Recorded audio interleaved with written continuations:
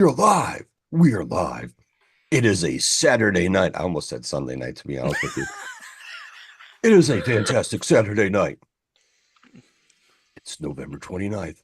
And guess what today is? It's Survivor Series War Games, guys. Yeah. How is everybody feeling this evening?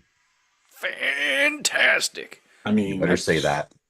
God damn it, you better say that. it's 2 days after Thanksgiving. It's 2.5 weeks before I get sliced and diced, and Ooh, sliced and diced. That's a good phrase. I'm liking that. Like, well, it's funny because it's like everybody in my immediate family seems to have been getting sliced and diced recently. Like, my older sister had an operation a couple months ago. My dad just had a pacemaker placed last week. My younger sister had a procedure done earlier this week where she almost apparently popped one of her incisions last night, doing things she wasn't supposed to be doing. Um, well then. so it's like my mother's the only one who's avoided any problems recently. I would say so. It kind of seems like that, yes. And of course, my nieces and nephews, but technically that's not like my core family. It's like my core family, I mean, like, our household when I was a kid. So Yeah. parents, Yeah. sisters, Of, me. of course, senor. Of course, senor. Um, no, my Fair week. enough. Surprisingly, my week Pat just leading set the up to mood this there week. for Yeah, everything going on. my week running. My week prior to this week was pretty shitty. I was struggling with some thoughts and things like that, and finally got it figured out. But this week set it all straight. Which was nice. Kind of relaxed on some of the things I was doubting, and then we had I started my vacation on Wednesday, so I had Wednesday off, and then of course Thanksgiving Thursday, and Friday was a very productive day. I actually went, believe it or not, for the first time in 20 years, I went Black Friday shopping with my wife. Not at the crack ass of dawn. Okay. We went about like three Even at the o'clock in crack the acid dawn, afternoon. it's still not the same as it used to be. It's no No, fun. definitely not. Which is both good and bad. It's bad from the aspect that there was that certain Black Friday crack of dawn opening morning energy that was great. Good in the sense that we don't have to see any more of those trampling stories like we used to see. Yes. Yes. Which I will say, when I worked retail, I did not have to put up with any of those. The stores I worked in were not the trampling kind of stores. So, Continue, Jeremy. I apologize. So, yeah, I'm so sorry. yeah, we went Black Friday shopping because my wife, she always goes out at the crack ass of dawn. It was different for her this year because her sister wasn't, they were on a cruise for Thanksgiving, so she wasn't home, so she was out by herself. Mhm. Um, but so we went out about 3 o'clock, and my wife is like, "It is going to be so much busier than when I was out earlier." She's like, "Just be prepared." She's like, "That's going to be your thing," because my thing is I don't like annoying people. Like I like crowds. Like I don't mind being in a crowd, but what drives me nuts is the people that walk like they're freaking like got no legs. Like they take these baby steps, and then they stop, and then they move again, and then they stop, and it's like just get out of my way. Like I am moving with a purpose. My purpose is to go to this side of the store, so get the hell out of my way. I Luckily, know. we didn't run into too many people like that, so it was nice. Um, but we went to this one store where there were some Christmas gift ideas, and the two people behind the register, we I don't. It's nice not to put label. It's not nice to put labels on people, but I'm gonna say this regardless. Uh, they look like they were working to supply to continue to be able to purchase things for their CBD habits. Gotcha. They were kind of grungy looking. And I was like, yeah, these guys look like they live in their mom's basement and smoke pot all day. Or maybe they're trying to stock up before any before some of those restrictions that they slipped through in the most recent bill are going to prevent. So, because Yeah, like, I don't know, but it was just funny. And yeah, then we went into a store that my daughter likes, Aerie. If you've ever been to not that any of you would be in that store, but have heard of that store, of course. Yeah, I know what it is. Um, Yep. well, but it was just where were you? Were you like Lehigh Lehigh Valley Valley? Mall. Lehigh Valley, okay. Yeah, and it was just really funny because there was a girl, probably in her teens, maybe very early 20s. Okay, like right in that age range, and the line was so long it wrapped around the undergarment area, like where the undergarment bins were. and she's randomly holding up this pair of thongs, and she looked up and realized that there was a dad like looking across, and she just kind of caught my eye, and she like rolled them up and went down, and I wanted to be like, uncomfortable? Yes, me too. We're in the same boat right now. Uncomfortability. Because it was like those eyes you get, and you're like, oh, okay. Oh my God, what did I do? So it was funny. We ran into a lady that was, an older lady like us, and she was shopping for, a daughter, niece, nephew, whatever. Not a nephew, niece or niece or daughter, whatever. In Or that female. store. Yeah, it could have been, yeah. But it was just funny. She's like, "It's so hot in here." I said, "A little warm," because it was roasting. She's like, "And I'm always hot." She's like, "I didn't know whether to wear my coat in or not. I wore my coat in." She's like, "I don't think I should have, but it was so cold outside." My wife's like, "I'm always hot. It doesn't matter." Yeah, speaking of cold, I woke yesterday and this morning. Woke up at 5:30 both days, and it was like 22 degrees out. And I'm like, yes, fan freaking tastic. Cold as hell down here. Today was a high in the high today was in like the high 40s. Yesterday was in the low 50s. Yeah, it's been a chilly last couple days. Thanksgiving was like 55, but a very 20-mile-an-hour gust of cold air flowing through the North Carolina skies. I will say that. But it's just Yeah, weird because then Monday and Tuesday we've got we a had in cold the spell high up here, too. 70s. So we went from one extreme to another.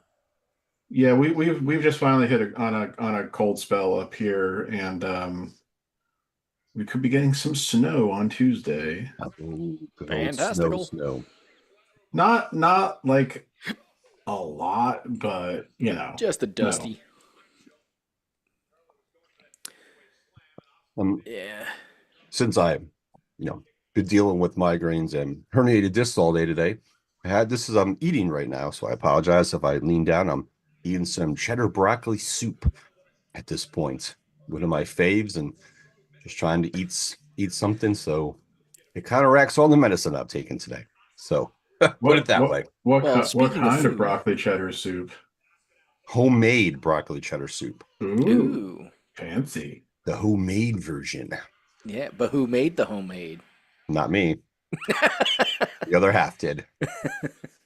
Good on Tammy. So far this match hasn't been bad. The one thing I find very interesting about Asuka's outfit though is that she has what would be her underwear on the outside of her outfit to say this is where they would be if you could see them. Well, I don't think that's unusual for her. No, I know most of her outfits are like that, but it's just funny that she's still doing that. But anyway, speaking about food, you're talking about broccoli cheddar soup. I had something that I haven't had since I was a kid the other day. What's that? Some Spam. Some Spam, baby. Wow, dude, I can't tell you the last time I had some spam, bro. Spam. I Lovely spam. Yeah, I can't Wonderful even tell you the last spam. time I had any of that stuff. I'm not a big fan of spam to begin with, but I don't think I've it's ever had okay. spam, and I don't think I ever want to. It is the gelatinous cousin of ham. Indeed, it is. The one thing I will say is it wasn't bad. I wasn't sure what it was going to be like when I had it because I was like, you know what? I don't know why I have a hankering all of a sudden for spam, but I do. So I'm going to get a can of spam. And yes, for those who don't know what spam comes in a can. It is not It does. gelatin coated like it used to be, though. It is not covered in a gelatinous goo anymore, which is kind of good. It makes it so Ginger much more hair. yummier. So I don't know what they did that changed it, but yes, it is not, when it doesn't, Probably for the it best. still does make that funny, like, sound when it comes out because it's suction cupped into the can. But yeah, it's, if you like the texture of, why can't I think of it all of a sudden? It's the one thing that I don't like, because I think it tastes disgusting. Scrapple. That gushy, like kind of mushy taste of like that consistency. Mm. I don't mind. Oh, EO just almost fell.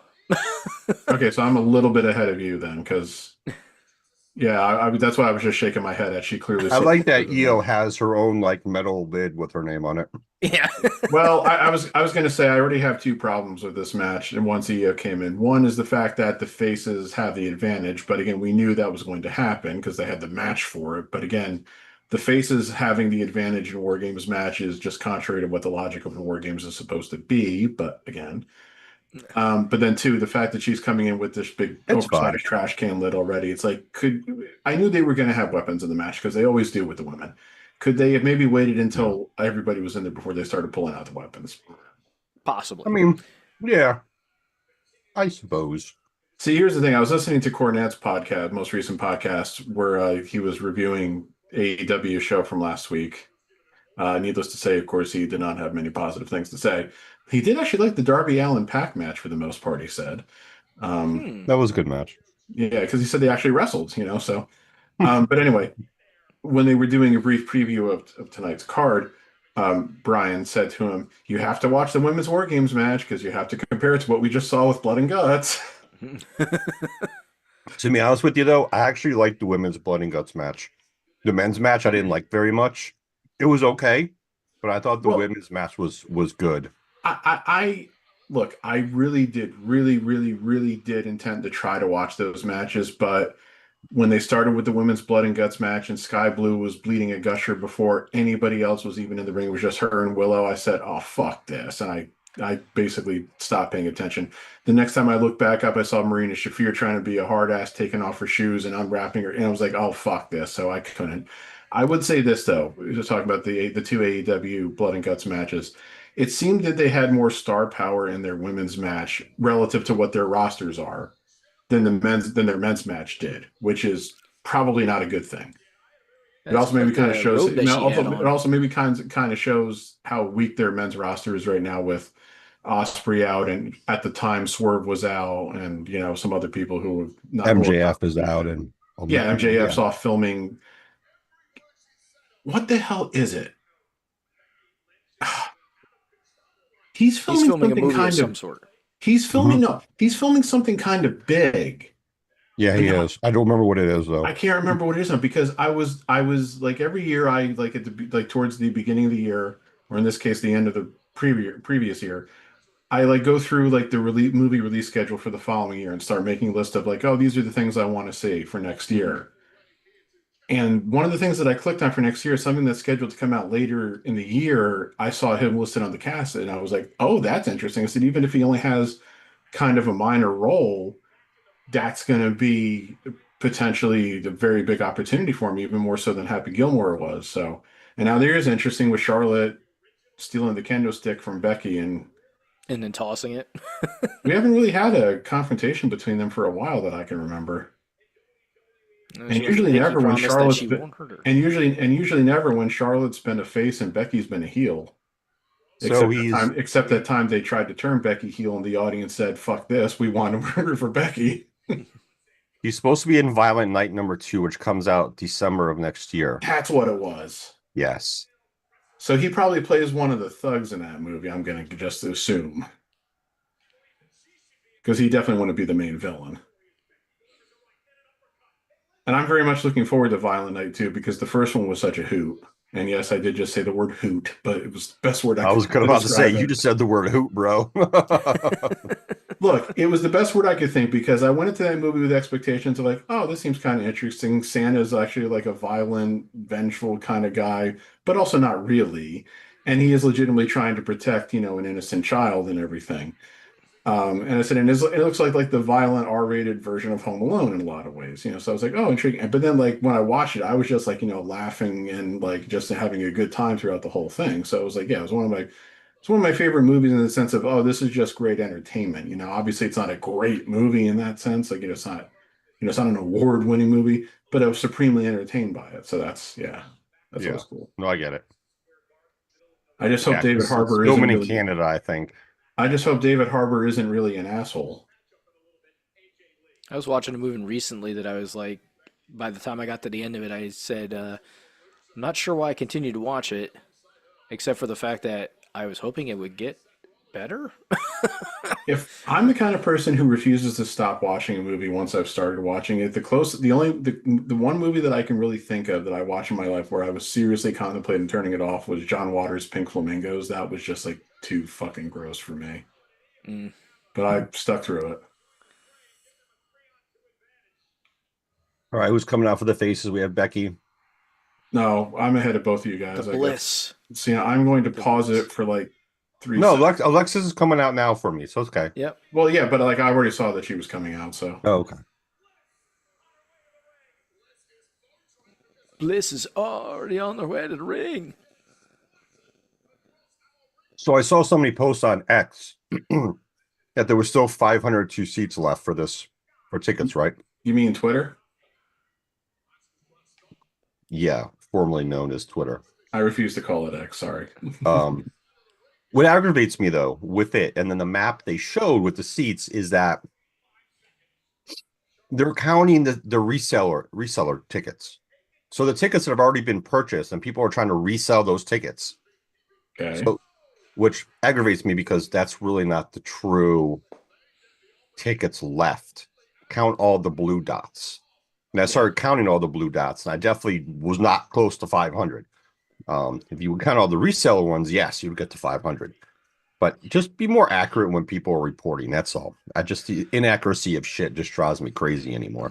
Yeah, the WrestleTix Twitter page had a post time stamped about an hour ago that shows 612 available tickets. And So are we going to see a they are in Alexa places Bliss where you don't heel they are turn? in places where you don't want to be watching the show from though. So Yeah, definitely no. Yes, Jeremy? Are we going to see an Alexa Bliss heel turn? Because her No. character as a face doesn't make really a whole lot of sense to me. well, she's been more of a face than Charlotte has in this whole thing, you know. Yeah, I don't think you're going to see any swerves in the women's match. I think the men's match is where you can see stuff. There's I would say there's a possibility for a swerve in the men's match, but I don't know if it's a strong possibility. There was a And that- report yesterday that came out that And that person, of course, is Jey Uso. yeah. So the report I had read yesterday was that Roman Reigns was supposed to wrestle Seth Rollins, quote unquote, at Mania for the title, which I'm not saying it couldn't have happened, but it's kind of interesting that they would go that route, considering the fact that you had an ongoing feud with him and Punk. So that means whatever feud between him and Punk would have been done at Royal Rumble then. So therefore, you weren't going to end that feud at WrestleMania. You're going to end it early, which is fine. It doesn't matter to me. But now it definitely seems like Roman is fighting one of the two at WrestleMania for one of the belts. Who are you talking there, Seth, or when you saying like was going to have a feud end with Punk at Royal Rumble? It would be Seth. Seth's feud with Punk would if Roman was wrestling Seth at WrestleMania, then Seth's feud with Punk probably. It looks like they would probably have ended it at Royal Rumble.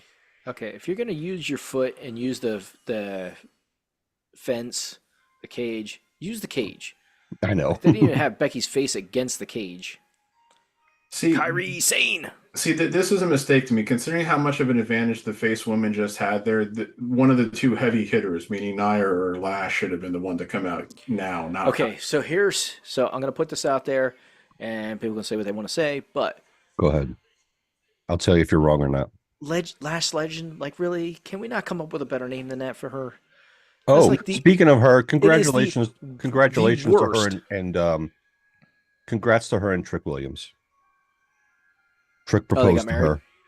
Trick they proposed to got her. engaged. Oh, Yeah. okay. He Well, proposed no, to that her is the other cool, night.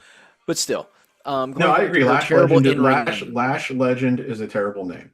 It is probably the worst in-ring name that I've heard in probably a decade. No, it's I not. mean, it's when you honestly use the not. name- Cornette and Last did a segment a couple times, I want to say about a year or so ago now, or maybe less than, where it was WWE diva or WWE women's wrestler or porn star.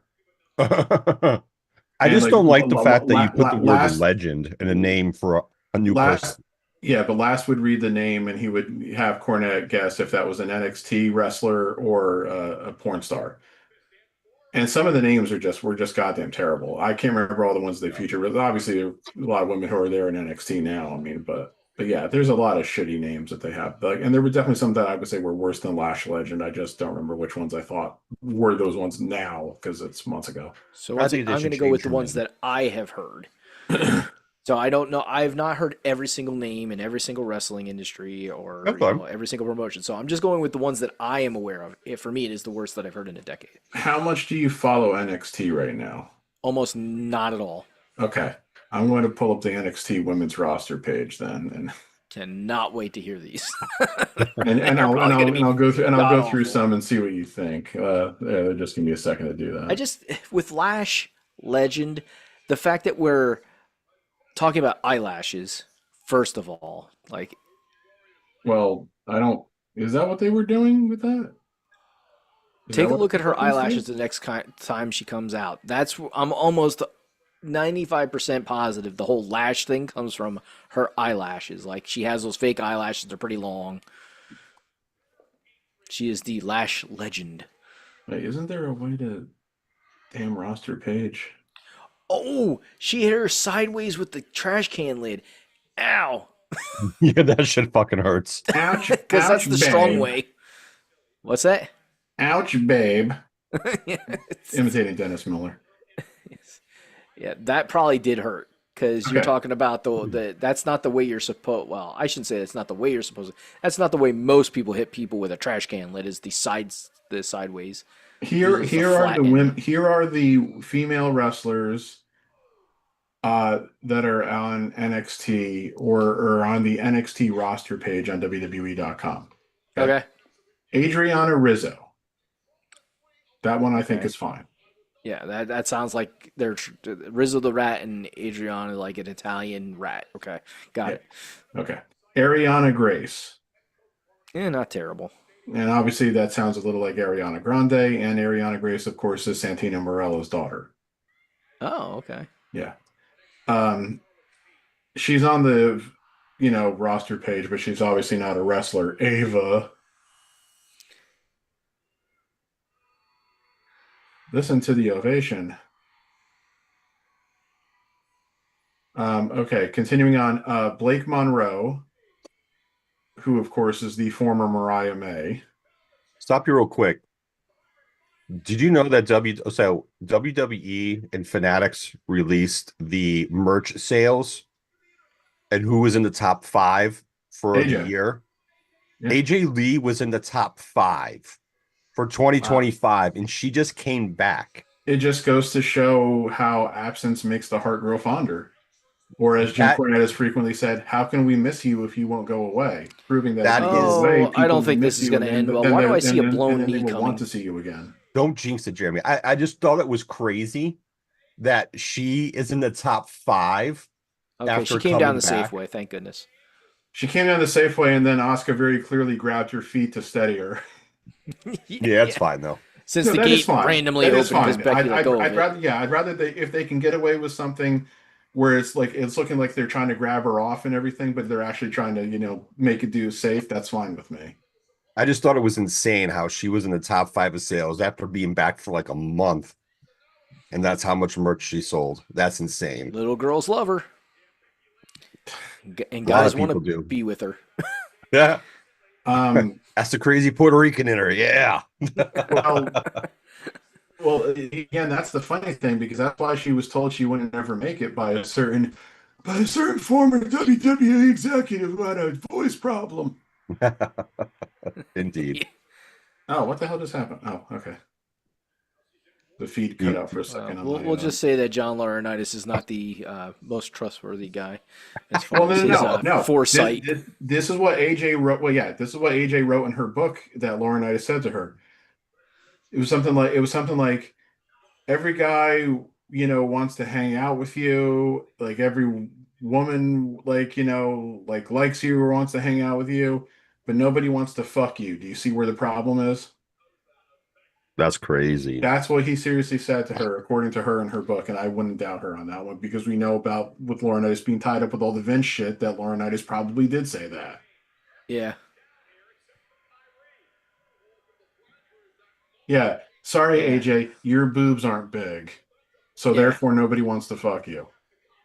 It's so And such a it's hypocrite he is, man. He's a piece of shit. We always knew that. Fucking just he'd have it's taken any girl on that roster except for maybe one or two that would have thrown themselves at him. He would have not thought twice about. oh, absolutely. Who is he fooling? He's not fooling anybody. Yeah, he's just The yeah. problem is that she probably when proposition was like a nah. Yeah. Yeah, You're old and gross. I'm not doing that. She probably gave the Dr. Evil response. How about now? All right, so Because she's been with Punk for quite a long time. Pretty They've been married for over 10 years. right. And they were together prior to that. Like I think they were together prior to the story, like the storyline that they ran with her and him. Before they got married, I think they were together for 3 years. they or got 3 married in 2014. Yeah. According to Wikipedia, They've been married for 11 Take years. that for what it is. Yep. they began dating in August 2013 and they got married in June 2014. Okay. So not together too long, according to Wikipedia. I mean, yes, their marriage has been. Oh, infinitely what the long- hell is that bubble gum? Look, again, I'm not trying to body shame, but I just don't think that's the outfit Nia should be wearing. That is the most colorful outfit I've ever seen Nia Jax wear. Well, right, and I it's am like not I know making those are fun like of her I right know those now. are colors Props that to are her for the associated with bubblegum San shit. Diego. Jeremy, and that was great everything. bubblegum. Those are some interesting colors. Look, I know that those are colors that are associated with San Diego and everything, but considering her character right now and being a heel and everything, she should not really be wearing bright colors like that. And she should also not be moving in slow motion when she clotheslines these women. She looks like she's in like first gear. I mean, So or neutral. we watched a Christmas movie with my kids the other day. We watched Jingle All the Way with Arnold Schwarzenegger. Arnold. And Get you to know the what I chopper. realized that I didn't realize the first time I watched it because I wasn't paying attention to it? Yes. Mhm. Paul White is in that movie as the giant Santa. Oh, I yeah, was that like, was Paul White. I didn't know he was in that movie the first time I ever watched it. I mean, you're talking back in '96. I did not pay attention to WCW at the time, and that's all. He Okay, was only in okay. WCW. All right, so that's valid on your point. Yeah. You're So when I saw it, I was like, and I saw his eyes. I was like, I said, "That's the Big Show." Lucas goes, "It is." I said, "Yeah, it's the Big Show." it's Let the me big see. show. So that movie came out, I want to say November of 1996. So I'm curious as to when that was filmed. I wonder if I can find that on IMDb because, he only debuted in WCW in like the fall of 1995. So Her outfit reminds me of like a Sailor Moon outfit. oh no, okay. It filmed from Am I April of wrong? 1996 to August of 1996. No, So, it- yeah. I So he get had where you're definitely coming been from, on Jeremy. TV, and somebody probably saw him and said he'd be great for this small part. Yeah, And of course, like the little guy who he punches was Mini Me. I know, and that's great little because Santa. they just pull him across the entire stage. He's like, oh, Yeah, that was the late Vern Troyer, best known as Mini Me, who was the little Santa who got punched by the giant Santa played by Paul White in that scene. Let's see if Io does some crazy shit off the top of the cage this year. Well, I've she had always multiple does. phone calls with our friend AJ where he was expressing how he wasn't real psyched up for this, which really wasn't either, so I don't blame him. He's like, we know it Io's hasn't gonna been do it. bad. We know Io's gonna jump off the top in a trash can, and I'm like, yeah, probably. And This now, of match course, actually we see- hasn't been bad. It's fine. Well, it's just you can't keep doing the same spot. It's like that's why they had to really Yeah. stop doing the Covey Royal Rumble spots because I think they used up any variation they could come up with at this point, But it's like, yeah, so there's no cage, there's no roof on this cage. So yeah, we know somebody's jumping off from the top at some point tonight. So who? Rhea Ripley's the only So one left. so it'll be Rhea and Lash are the last two. I guess maybe that's also not surprising that Lash would be the last person in because she's obviously got the least experience out of any of these women. Yeah. All right, moving on with the NXT women. After Oh, the names, yeah. after Blake Monroe, Brinley Reese That's not very good. Uh, that sounds to me like former New York Giant defensive back and sportscaster Beasley Reese. So, anyway, Carly Bright, Yeah, I can see the Terrifier thing with that. Yeah. yeah, Fallon Henley, What? Fallon Fallon? Henley. Yeah, that's just That's a last name for your first name. yeah. Pretty much. Izzy Dame, Might as well just call her spelled Ditzy Dame. spelled Izzidame. Yeah. So like if I had been the one being given that name and the game was NXT woman or porn star, and I heard Izzy Dame, I definitely would have been saying porn star. Just there's no chance that I would have said anything else. JC Jane, who of course is now the NXT Women's Champion. Jada Parker, Jordan Grace. Jordan Grace, who we've known for a long time, you know. So, Yes. oops. Da, da, da, da, da. Carmen Petrovich. Cartman? Carmen, Carmen. Okay. I thought spelled you with a said K. Cartman. I was like, what? Kalani Carmen Jordan. Petrovich.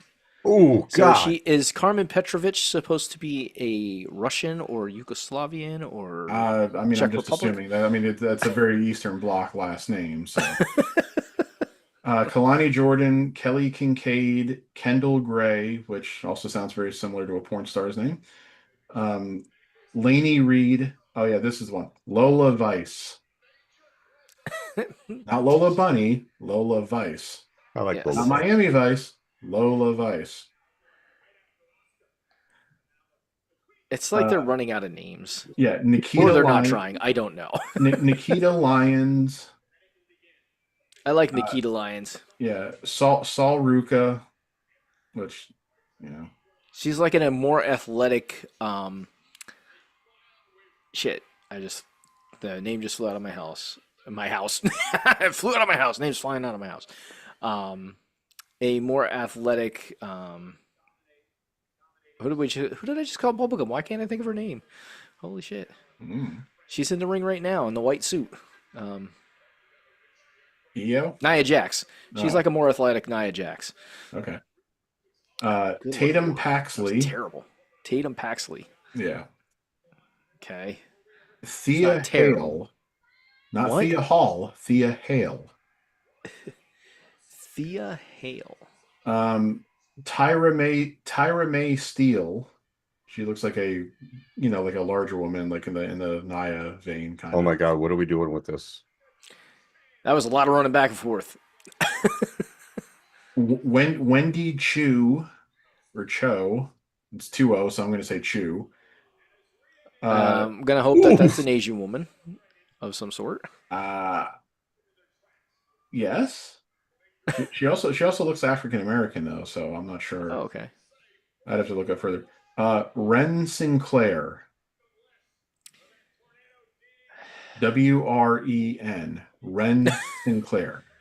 Getting creative. Yeah. And Zarya. Now Zarya, I will of course let slide because that's like her only name. You know, so it's like Zarya. That's so that's to me that's in the vein of like, Medusa, Right. But yeah, so that's it. So those are some weird ass names we got there, and But see, of course, this has been their big thing for going on 10, 12 years now. Like, remember the ruthless aggression era, it was also like, like the era where it was like, oh, we're letting guys use their real names. John Cena, Randy Orton, Brock Lesnar, Shelton Benjamin. Sweetheart, why would you come down to the ring in your ring, wearing your ring?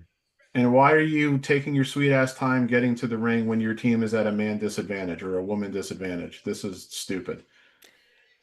But yeah, like Batista, even though they they did refer to him as Dave Batista and they changed the spelling of his last name, but he was still Dave Batista, So they did all that for a while, but then they decided, no, we're going to give them names that sound like they could be real names, but they're not their real names, so that way we can retain trademarks on them and everything. I have a feeling like she's gonna get in trouble if she leaves that ring on. She's leaving that ring on. so like Wade Barrett and Daniel Bryan and Skip Sheffield and all those people. Let's see how the rest of this match goes now, gentlemen. I Oh, now Jessica's in honestly the can't ring. believe they're letting her wrestle with that ring on. That's gonna scratch Oh, the that's shit out of somebody. that is a good point. Yeah. Here's something to watch out for now too. Of course, Becky Lynch has beef with Jessica Carr, the referee. Yep. We'll have to see if that comes into play here at some point. Like legit beef or like in-ring beef? Storyline beef. Storyline beef. Okay. Yeah, like Becky's been accusing her of like not doing a good job calling her matches, and she's blaming uh, Jessica Carr for losing the Intercontinental title to Maxine Dupree. She's also blaming AJ for that, of course. But um, Lash looks like a powerhouse, but she also looks like she has not much idea of what she's really supposed to be doing. I think Yeah. she just threw Alexa Bliss's head into the trash can corner. I think she may have too. It's like you had plenty of places you could have thrown her in the ring that wasn't near the trash can. You threw her near the trash can. But yes, look at her lashes. I think they even have like. Oh glitter yeah, on no, them. I can tell. Yeah, I can tell. So I that's gotta why look I'm it up. saying Thank you her for name reminding me is. about it, though. I have to look it up, but she played in the WNBA too, I think. Let me look that I up. just don't remember what team she played for. Lash legend, American professional wrestler, born 1997. Real name Anriel Howard, not Ariel, Anriel. She is a former college and professional basketball player who played for the Seattle Storm. Okay. Yeah. She only played 1 year, and what's kind of interesting is that she was still a guard. She's only 6 foot. Now I say only, of course, 6 foot is big for most Gigantic women. for women in the wrestling. Yeah. I mean, it's bigger. I think she's the tallest woman in this match, unless Nia's taller. Well, Charlotte could be too. Well, you know what? Why am I asking when I can just look it up? So true.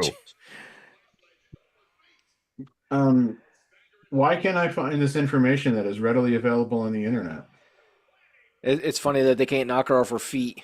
Can't knock her off her feet. Take them damn tree trunks out that she got. Rhea's 5'7", Charlotte's 5'10", Io, Alexa, and AJ are obviously all on the short side. They're all almost midgets. Yes. Nia is 6 foot. Becky's only 5'6", and Asuka and Kyrie are obviously smaller too. So, being that they're Japanese, well, I mean that's not why they're short. But Wow, Pat. What are you trying to say? I don't know that short, damn I don't know that I've ever seen any Japanese women who I would call tall. That's all I'm saying. No, unless you're talking about like their Olympic team basketball players. Well, I don't know if I've ever seen Japanese women's basketball team, to be honest. I think China's had the female athletes that have been on the taller side. Yes, they definitely did. I remember seeing the one lady. She was like 6'8" or something like that. It was ridiculous. So, yeah. But she wasn't very good, so it didn't much matter. She was just really tall. Ow. Yeah, I'm not so far. I mean, you guys have seen more Lash Legend than I have, but I remember have seeing not her in seen- the. I really haven't seen much of her, so yeah. I remember seeing her in the Royal Rumble. I was not impressed in the Royal Rumble by her, so right She's now I'm okay. not seeing much. I'm not seeing much out of her yet in this, but this is a hard match to kind of judge somebody's wrestling ability on. Now, Yeah, see this is that definitely not a match you want to judge any wrestling ability. Now, see that was a very bad spot. Nia and Lash both had someone covered, and the referee was only looking at Nia pinning whoever it was. I can't remember who it was now. And that woman kicked out, and the referee stopped counting me. And then Lash just got up off for other person. So either she wasn't supposed to cover the person, or again, the match really should be over because that person didn't kick out. So that didn't look good. Yeah, I don't know where that one goes. So are they putting Lash and Nia together as a tag team? It could be the Yeah, they're kind of like female BFFs. version of the Mega Powers, They've or the No, I was going to say that with The natural I think you're disasters. thinking more of the I think if you're I think you're thinking more of the Twin Towers, and the Twin they Towers. they just almost dropped EO. Yeah. Now you have two of the safest people in wrestling right there, as far as female wrestlers going, hoisting someone over their head. Well, I don't know if I've ever heard about Lash injuring anybody. Naya's injury history of injuring other wrestlers is well documented. She can deny it all she wants, and I'm not saying that I necessarily blame you, Naya, though sometimes I definitely have because you've deserved it, but you do have a history of injuring people. Just deal Yes. with it. Don't try to And fucking her deny most it. infamous Kabuki special. Damn, that looked like it hurt. Um, and her most infamous moment is, "Oh my butthole." No, I Oh my know it's hole. so- not my butthole, And it just was, "Oh my hole." Oh my my hole. hole. It got my hole. My hole, my honey hole be hurting. And all I can say is, she had to come down. That's a lot of cushion to get through to hit your hole. Like, I like women with a nice backside. One of the reasons I love my wife so much. But you know, I the amount of the amount of force that you have to come down to get all the way to the hole from the cheek, from the sides of a cheek. That was a little early there, but it's fine.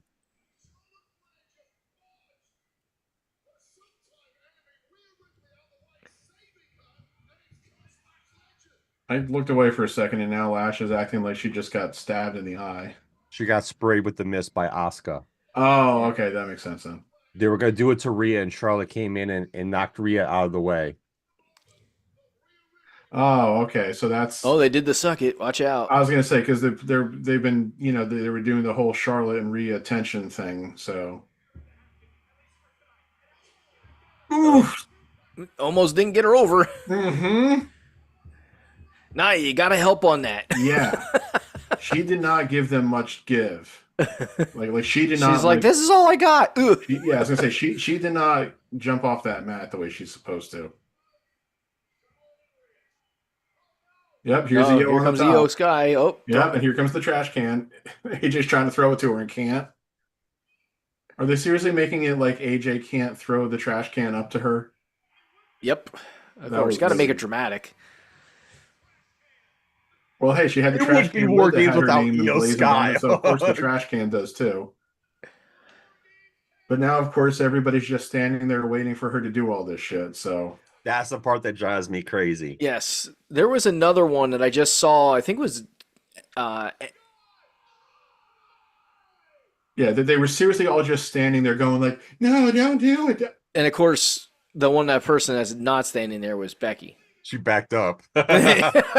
She's like, "This is stupid. Why the hell would I stand here and do this?" Well, yeah. Cornette will definitely Oh, Sister be, Abigail. Ooh, nope, not this time. Cornette will definitely be criticizing that spot in his review, Yes, he will. and he There was should. another one that I just saw. Not it was NXT. It was AEW that took forever for the spot to evolve Well, that's a lot of AEW Recent- spots, to be honest. recently, and it was a turnbuckle spot, and it's like, yep. If it takes that long, it's too long. If it's too loud, Oh, you're is too she going to late. make her submit?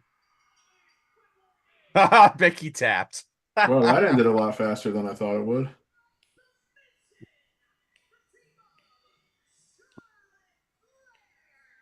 I think everybody expected the face women to win anyway, so. Oh, yeah. I did.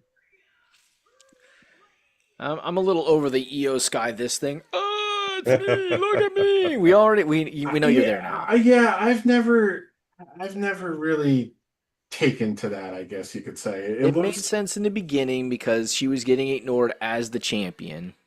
Yeah, but now it looks like it's like somebody. I can't even really put it into words. It looks like somebody having a problem. Yeah, I get that. Like it looks like somebody who's having like a mental freak out. So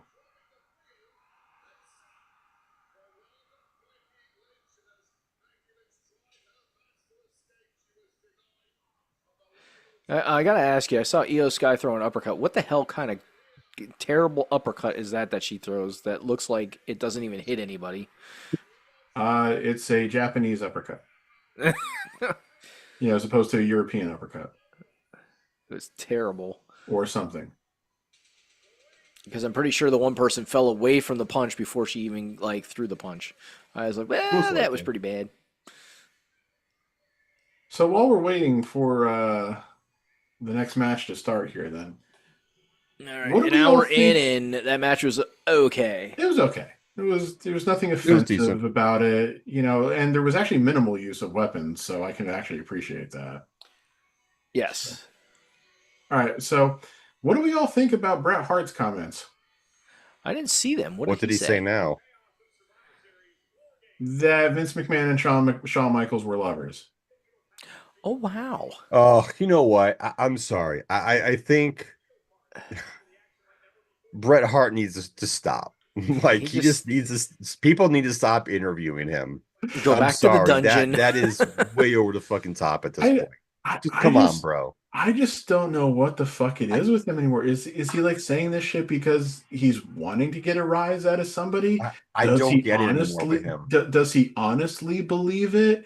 Or is he trying to get attention for himself? I just don't get it with him anymore. I really don't. Like Cornette was It talking. could be a symptom of CTE.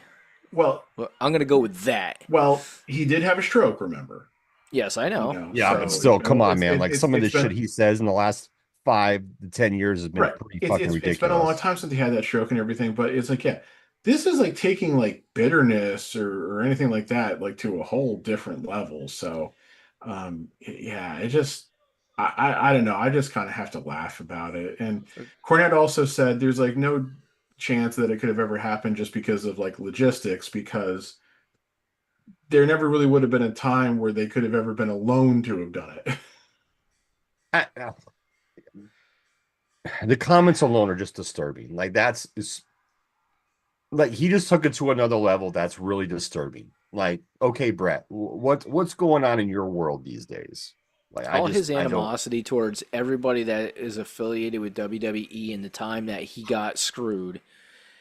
Even though maybe Shawn Michaels is done with it, Vince has been done with it, he is still holding on to.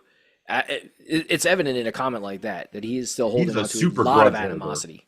You know, Well, so much animosity and hatred towards those two individuals well, that it's just ridiculous. the thing of it is too is that I totally forgot what I was going to say. Oh yeah, well he like supposedly like made amends, like patched things up with them over the years, but then it's like now it seems like he's on the outs again, or it's like I think he made comments recently where he said like he didn't feel like he was being valued by anybody at WWE for recently, and it's like, well, what exactly do you want from them? I don't I, know. So I don't know. I've given up. I've given up trying to understand Bret Hart at this point. It's like no matter what he says really now anymore. It's like if he's criticizing somebody else, it really just comes off as being, as we're seeing this lovely ad for Saudi whitewashing or sports washing. I mean, um, it really just comes off as like just like extreme bitterness. You know, I don't Yeah. like saying that, but it does. I mean, it's just like it is at the point now where it's like even if he's like criticizing somebody for like and it has like a legitimate reason to do so, it just comes off as him being bitter. Even if I agree with what he's saying about the person he's criticizing, I think it's like, Brett, why are you saying this? Yeah, another thing, like if he buried the hatch with them long ago, it's like just because are you saying shit like this now because they're not using you as like an ambassador or they're not using you on, on any type of like advertisement for WWE? I mean, maybe they're not doing it because of your crazy ass fucking comments you've been saying about all kinds of people in the Maybe, past maybe, 10 years. maybe they're not doing it because you went and appeared for AEW at the beginning of AEW. Now it's like I don't know if there was like something that was going on then that had caused him to have issues with WWE because that's when Vince was still running things. So Hmm. yeah, I don't know. So now that we've discussed that one, how about Real the quick Ric before Flair you go on to the comments? next one, before you go on to the next one, Okay. since they were just showing the next match that we're gonna get to see, which is Mysterio and Cena, did you guys see how Mysterio showed up? How Dominic showed up? He was dressed like a 70s and 80s, like he looked like he was straight out of the 70s and 80s, like that era. It was awesome. With the big He aviator sunglasses and everything. I was like, this is well, awesome. before you guys came on, I turned it on and I was watching. They had Rey Mysterio on, and they showed like um a video of Dom, and the people in the stands were popping for Dom. So this is gonna be this is one of the things people have been talking about the last 2 weeks with this amount match being announced is how much pop Cena's gonna get compared to Dom. I think Dom's gonna get a huge pop because it's San Diego. So it's gonna be interesting to see how the crowd goes back and forth. Are we gonna get some old school, you know, you know, Dominic and Cena sucks, and let's see what the chants are for that match. It's gonna be interesting. All right, Pat, continue, sir. Okay, so did we hear what Ric Flair had to say recently about Hulk Hogan's death? Oh God, Uh no. I know he's posted something, but I did not I did not read what he said. So please enlighten us. Okay, so he was on the Double Coverage podcast, and double is spelled DOUBL3. I've never heard of this podcast, so I don't know. Anyway, he said this about Hogan's death. I talked to him the day before he died. I shouldn't say this, but what killed him was street drugs. When the doctor wouldn't prescribe anymore, he was in so much pain, and he had that neck surgery and it got infected, so back in the hospital. And then when the doctor would not prescribe any more pain medicine, they just couldn't do it in all good conscience. So they went and got the drugs off the street. His body just said, you know what? Bingo, I can't do it anymore. It's all going to come out in the media in the next 30 days. You'll read about it anyway. I just don't feel free to talk about it. You just talked about it. Yeah, I know, Flair, you're funny. it's not my place, but yeah. Anyways, Funny man, he you. attributed Hogan's apparent addiction to medication for treatment of chronic pain to 50 years of doing the leg drop and the 10 back surgeries that led to, not to mention the knee surgeries, hip surgeries, because Hogan did have a lot of those surgeries, it's documented. But he goes, you know what? You know what caused the back surgeries? Dropping the leg. Dropping the legs jabbed his bones. That's what did it. But that made him the Hulkster. So I mean, that leg drop, that's a think lot of, on your body. think about it. And this is probably one of the reasons why I'm sorry to interrupt, Joe. Why I was always afraid to do it when we did our wrestling shit. I think in my head I was smart enough to go, first of all, I'm slightly afraid to just land flat on my ass. But I said I also think that I was more concerned about doing so just jamming my hips, jamming my back, whatever. And yeah, Hogan, everybody makes fun of Hogan using the leg drop as a finisher. And the way his body was later in life, it's pretty obvious that you really wished he did have a different finisher because it just might have helped with his long-term health. yeah, you could have used the clothesline from hell. I mean, shit. Well, The leg when drop he wrestled clothesline in from hell, which when he one's wrestled worse? in Japan, when he wrestled in Japan, he didn't use the leg drop as his finisher. No. His Right. finisher, I can't remember what they called it, but it was like a swinging double axe handle to like the upper chest throat area, and it for those Japanese matches, it actually looked pretty good. I don't like they gave it a name. I can't remember what they called it, but yeah, he did not use the leg drop as a finisher when he worked in Japan because he knew it wouldn't work in Japan. I think he used it a couple times, but it was never to like you said, it was never to finisher. I've seen him use it, I think, twice in Japan, but it was like during the match, like Yeah. setting up something else. It seemed like he would use it to set it up something, but definitely wasn't used as his main finisher. Because you're right, because that wouldn't have worked in Japan for a finisher. They called it the Axe Bomber, The X Bomber, yeah. which is a crooked arm lariat. Lariat, of course, is a clothesline. So I didn't know there was Cowboys in San Diego, but okay. And that guy was wearing like what a lot of Former unified world heavyweight boxing champ, the guy that's sitting behind him, he's got like a hijab like draped across his hat. and here's Andy a picture Ruiz of the wasn't San a Diego bad- Padres that I've never heard of. They couldn't get somebody else from the Padres to be there. Like, am I right? That looks like a scarf that would be done up as a hijab. Fernando or something like Tatis that. wasn't Or available. What's whatever going the on, whatever the Fernando? men wear in that religion. Like I don't know what they call them for the men, but the women wear hijabs. I'm not sure what the men wear. Yeah, I know what you mean, but I can't think of the name of it either. But it looked like that kind of material and like that pattern that seems to be very common. Yeah.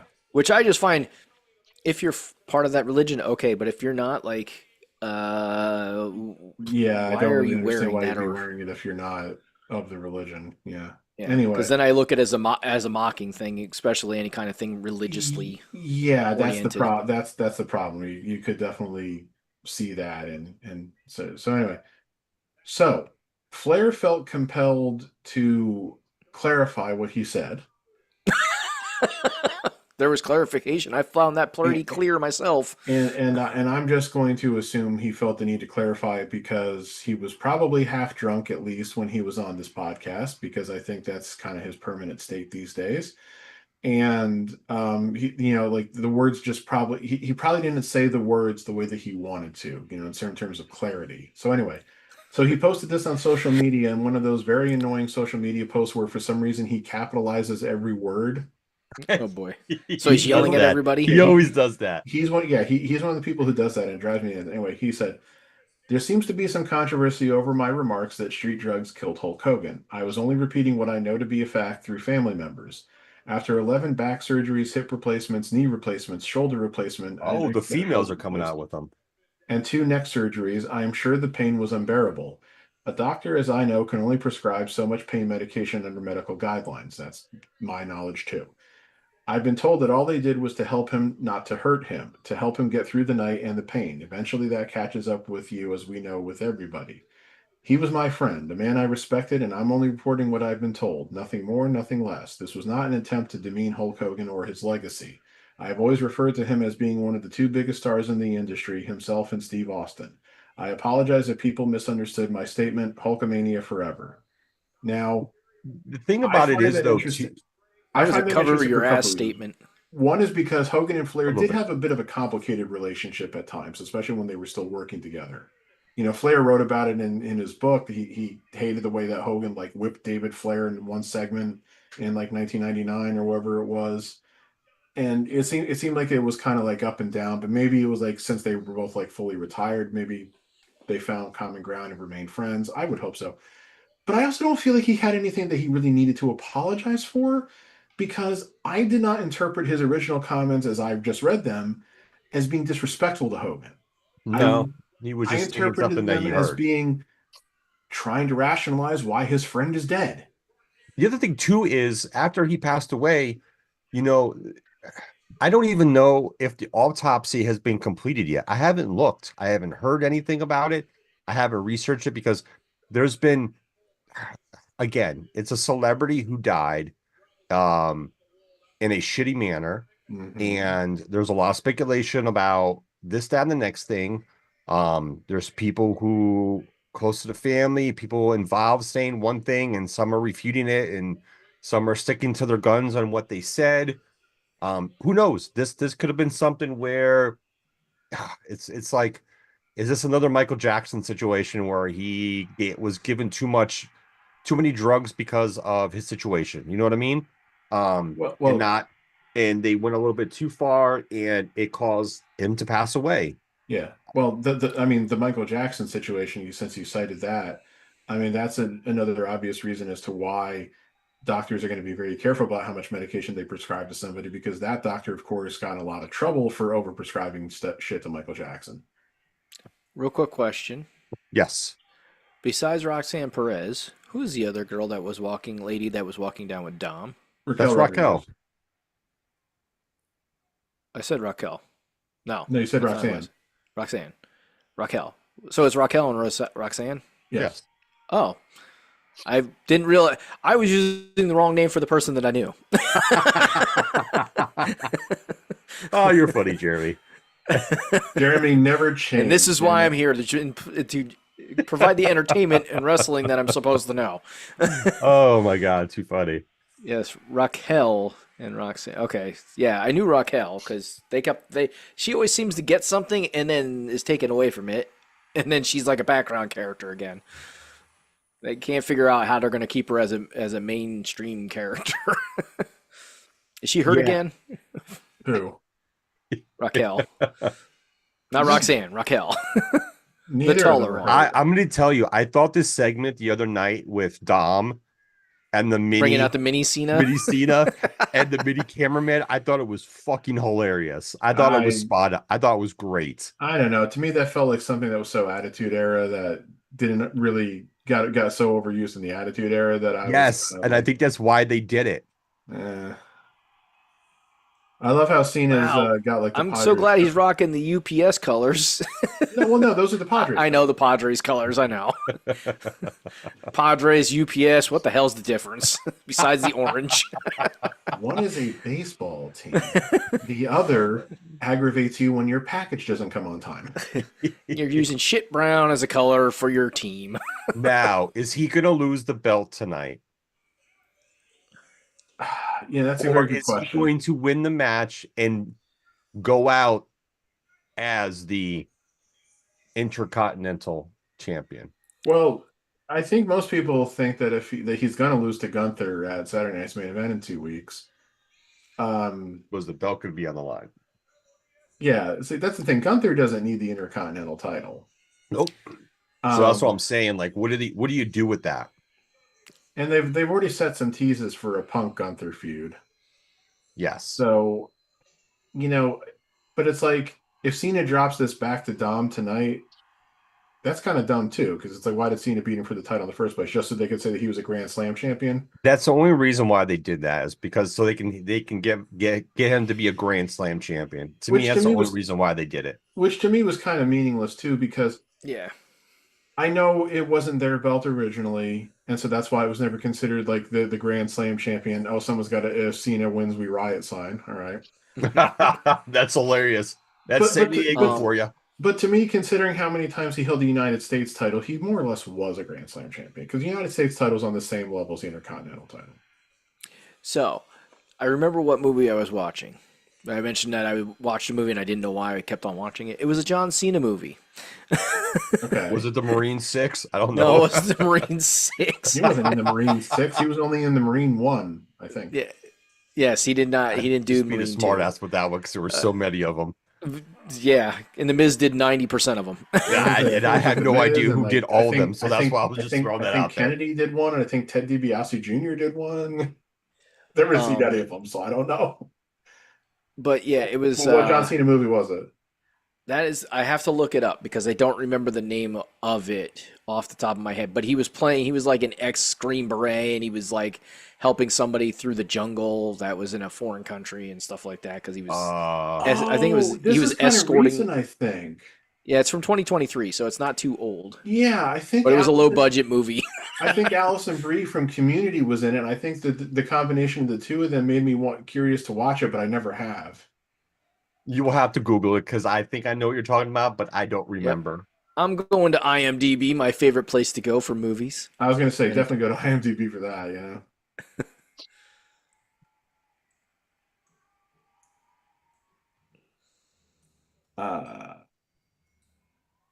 That reminds me, I got to watch that Heads of State movie with him and Idris Elba. Yeah. Yeah, that one might actually be pretty good. And I also have to watch that one he did with Awkwafina.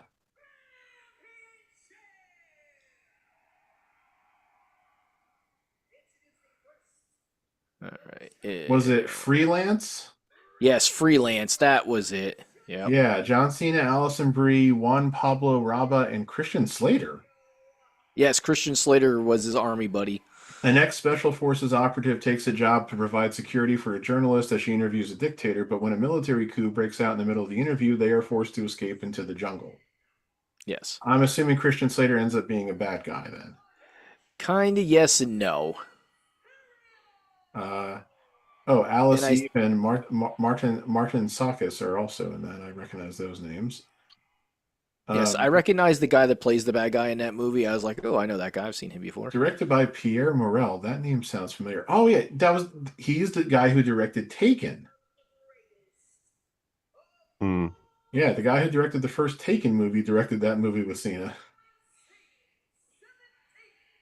Someone had a Brock sign up there, and just kind of reminded me of all the Mortal Kombat memes that were posted with Sub-Zero making Brock slip on the stage. That was awesome. From the other night.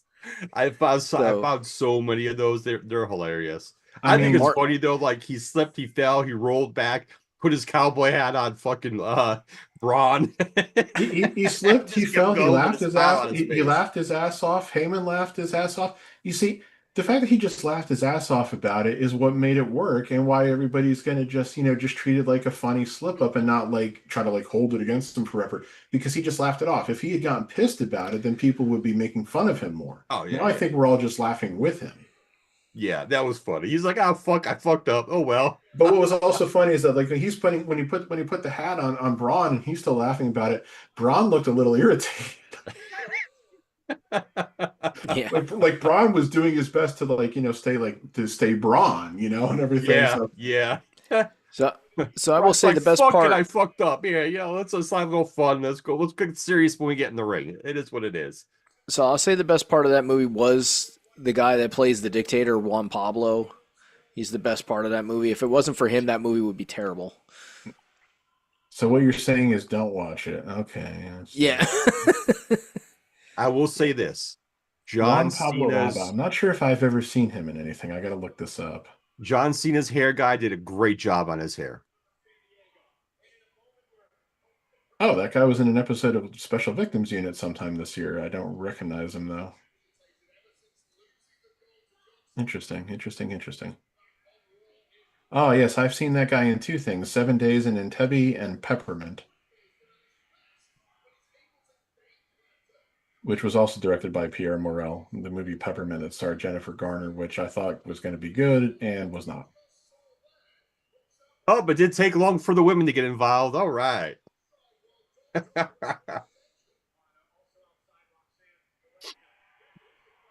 I saw somebody say that there was like a rumor going around that Liv could show up to help Dominic win, but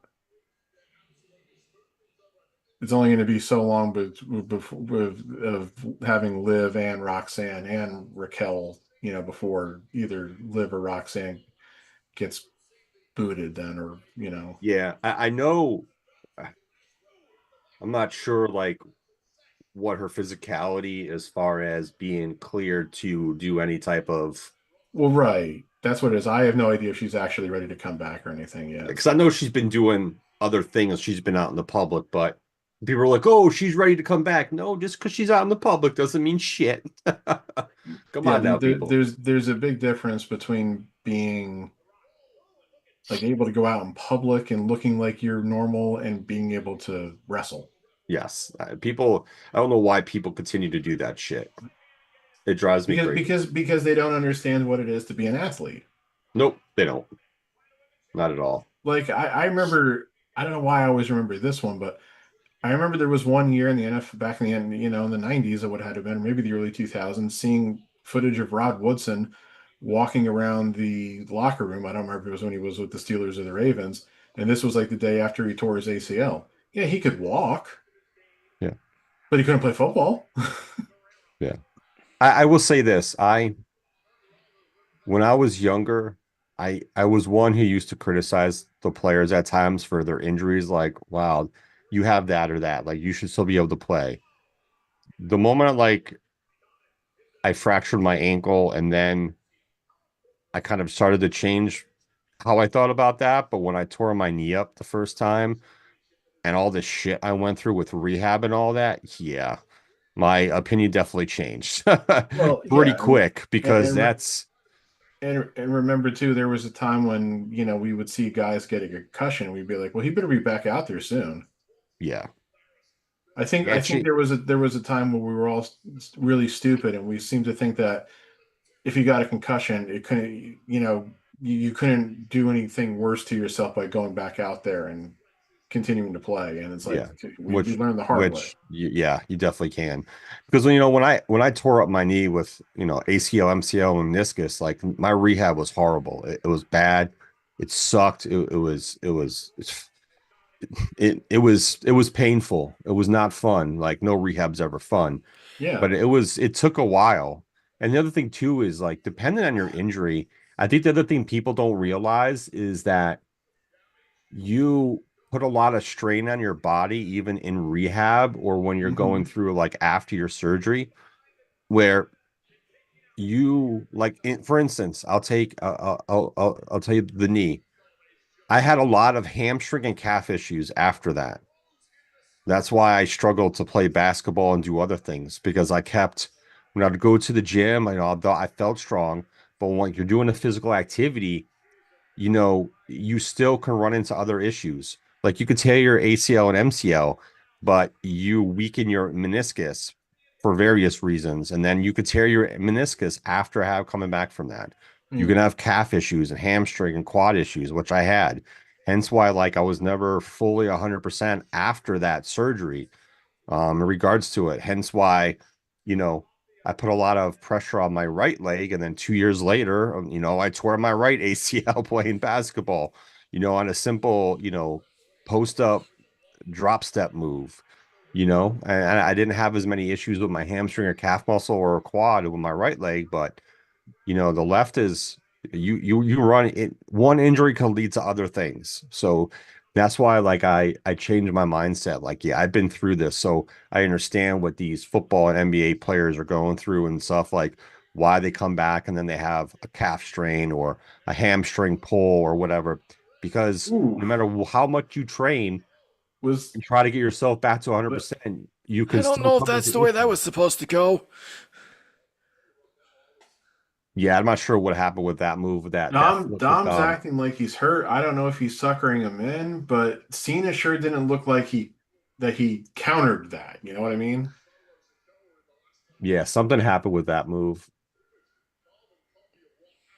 Yeah, I mean, I'm slightly concerned that he could be legit hurt, but at the same time, again, this is Dom, It's and like here we Cena's go. like, I can't flip. I'm too close to the ring.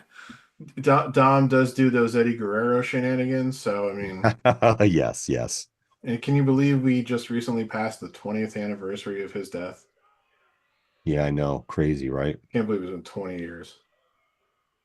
If well, I'll just say this: if Eddie Guerrero was still alive, they could so do the Dominic is my kid thing again. I know. And They so could have played it up. Well, I mean, him and he constantly has been referring to Eddie as his real father ever since they did the split between him and Ray. So see, well, we know this is fake because they didn't throw up the X, or at least I didn't see him throw up the they didn't X. throw up an X, but they're also not counting. So I don't know. I don't see how he could have hurt his shoulder here though. Okay, wait, now actually after seeing that again now, yes, I do.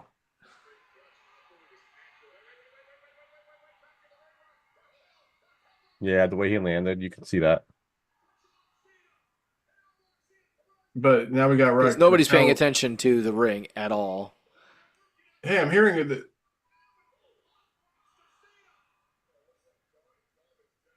Meanwhile, the ref's all like, "I'm hearing noise going on behind me. I don't know what it could be." Yeah. Okay. Yeah. But again, the problem with that is again, how does the referee not hear noise in the ring behind him and I react to it? know, I know, I know. See, that's the problem. Okay. Oh, okay. Okay. Okay. All right. Now they're redeeming it a little bit here because the ref's being like, "Are you kidding me? You're doing this. You're faking this shit on me." Those are But some at some point, the interesting ref, new shirts that hey, they got for the referees. at some point though, also too, you're the referee and your job is to count the pin. All right, he's got to throw the women out. Yeah, that's coming. You. I love the wind-ups for the out of I here's. know. I do also appreciate the fact that Roxanne decided not to finish getting dressed today. Same here. I'm not gonna lie. That very much just looks like a lingerie set. Okay. It does. And she could wear that any day of the week. I do not care. Yeah, she is a very Just attractive woman. saying. She is a very attractive woman, even though she's on the short side. I I don't can care discriminate less how short short you women. So are or how tall you are. Let's get her Oh, done. see, my my wife only and issue is I. like if I was dating a short woman, I know, haha. Um, That would. I'm tall, so at some point it's going to be where like their woman's if she's not a certain height, it's just going to look really weird. Well, I you should mean, see my daughter and her fiance. I'm 6'2" and she's 5'4". Roxanne's 5'4". I mean, my other half is 5'4". Okay. Yeah. I was gonna say I think Roxanne's shorter than 5'4". Yeah, I think Roxanne's 5'2". Well, guess But what I'm gonna do? I'm gonna become a tall Roxanne. my daughter is 5'3", and her fiance is 6'4". So my Yeah. That's a big height difference. yeah, that's what I thought. Roxanne is listed as 5'1". Which means she's really 5 foot. Well, that 5'1" is according to Wikipedia, not according to WWE, so I don't know. Then again, that 5'1" could also be according to WWE. I don't know. Oh, the worst move, the most terrifying move in all of wrestling history, the step over, what is it, ST? When he first started using this, it looked more legit. And as the years went on, He it got looked lazy. fake as fuck. Yeah. I'm sorry. It just does. Like I can't. Well, it was the same way that the Walls of Jericho used to look one way, and then it just became a Boston Crab.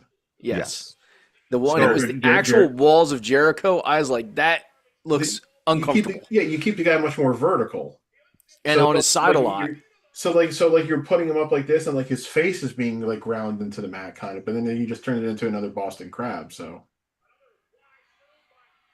after this match, we are going to do the spinneroonie for The spinneroonie.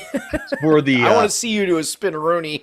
the virtual spinneroonie to pick our Survivor Series team, and I'm going to give you the breakdown of it. Then we're gonna spin the wheel and make the deal. Yes. I'll give you the details after. Coming to you live, folks. The Wheel of Death. And I'm gonna be honest. The 10 names I came up with, as opposed to the Wheel of Morality. Yeah, from the 10 names I came up with to put on this list, I changed it multiple times. Okay. Just because it's like I tried to get like 80s, 90s, and 2000s of various parts. It's a bit challenging, but I think I got 10 people. We're just gonna roll with the 10 people I got. Now you did include people who were actually in Survivor Series matches, right? Yes. I think all of them except for maybe one. Okay.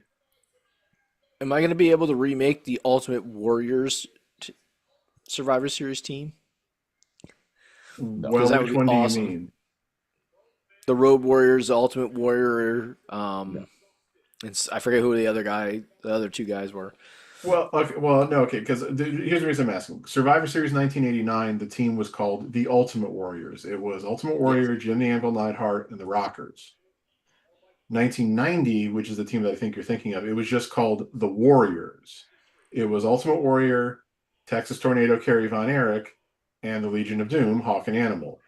Why were they called just the Warriors? Because Kerry Von Erich had always used the nickname Modern Day Warrior in World Class, and because Tom Sawyer was his entrance music, Modern Day that Warrior. was a little late. And obviously the Legion of Doom were the Road Warriors. Yes. So that's why they called that team the Warriors. And a lot of people always, because of that, always call it one of the greatest Survivor Series teams of all time, even though Warrior was the only guy. Would you guys be upset if the Ultimate Warrior is not on this list? No.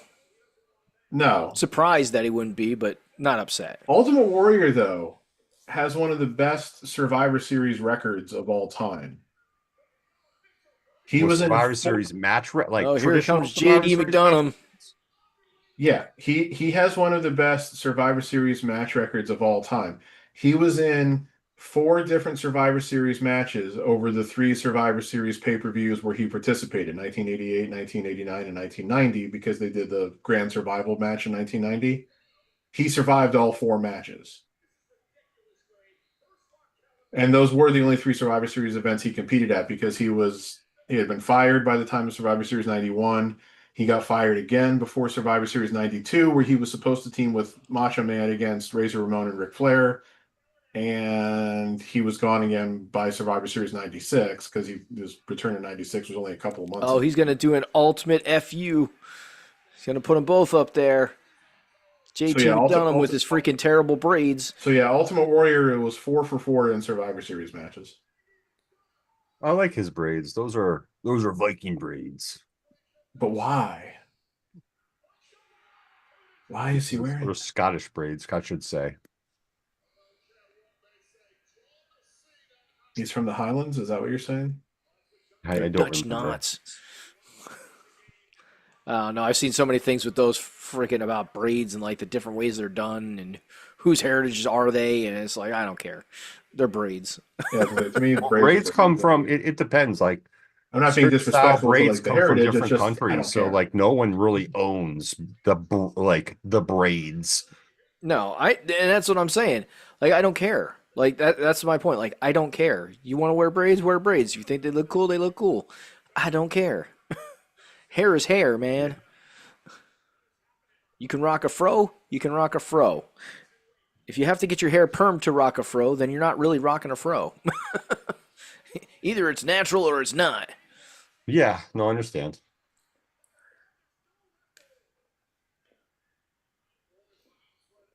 But what?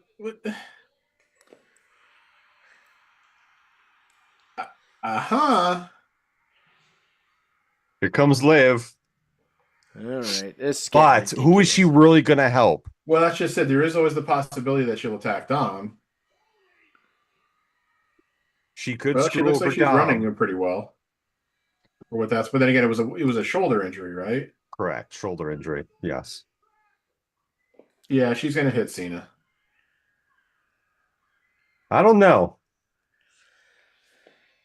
Don't tell us, Pat. You're a little ahead of us, I think, still. Okay. She's gonna crotch shot. She's gonna fuck over Dom. I just have a feeling. Cena's like, what do I do? Ha ha!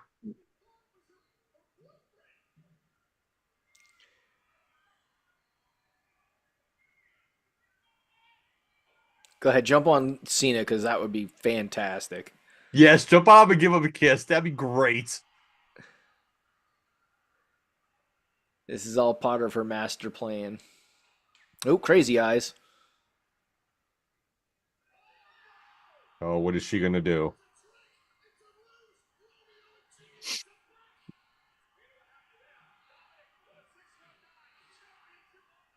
Oh, it was a ruse. I gotta say this. What a ruse. I gotta Could say there this. be any more interferences in on behalf of Dominic Mysterio? Oh, Jesus Christ. The official's not even in there. I gotta say this. Dom's wife must be a fantastic woman. He's been in interviews and he's said that. She is a-okay with all of this. He tells her ahead of Yeah, time. because he's had Rhea and Liv, and see, they never Yes. really teased anything romantic with Roxanne or anything, just that she was kind No. of like taking Liv's place and everything. Oh, But yeah, she he just spit her. Ew, she just spit on him. She just spit her gum out on Cena. You. he tells her ahead of time what's going on. I remember he was on Steph McMahon's podcast and they were like talking about that. And I think he's buying and Chris Van Vliet, he's mentioned that on his podcast too, that like his wife knows a lot of what's going on. Yeah. So just so you know, babe, Liv is gonna run down. She's gonna jump on me. It's gonna look highly inappropriate. I promise I will not have a boner the whole entire time. Try not to have a boner with that. She's basically only Yes. going to be wearing a bra and then like a set of overalls that are basically not even buttoned up. The whole time she's on me, all I do is I picture your face because I love you so much. I kind of feel they played that kind of like how Cody and The Rock and Cena was in the ring, where In a Cena way. was all high-fiving Cody and then they hugged Yeah. and he turned like she did, the stuff to Dom. She hugged him and then, Yeah, that was a great camera shot of the crazy She did a eyes. great The evil AJ eye. Lee there, right there, with the crazy eyes and turn. She almost looked like she was wearing some kind of contacts. I don't remember her eyes ever really looking like that, but I never paid much attention to them either. But yeah, I'll tell you this, it is still so amazing. And I know I've invoked his name several times already tonight, but Cornette said this too. How wrong I think we were on Dominic, because I think a few years ago, I think we all thought Dom didn't have it, you know? I was worried. So- I don't know if I would say he didn't have it, but I was worried about him because at first it was very slow with him.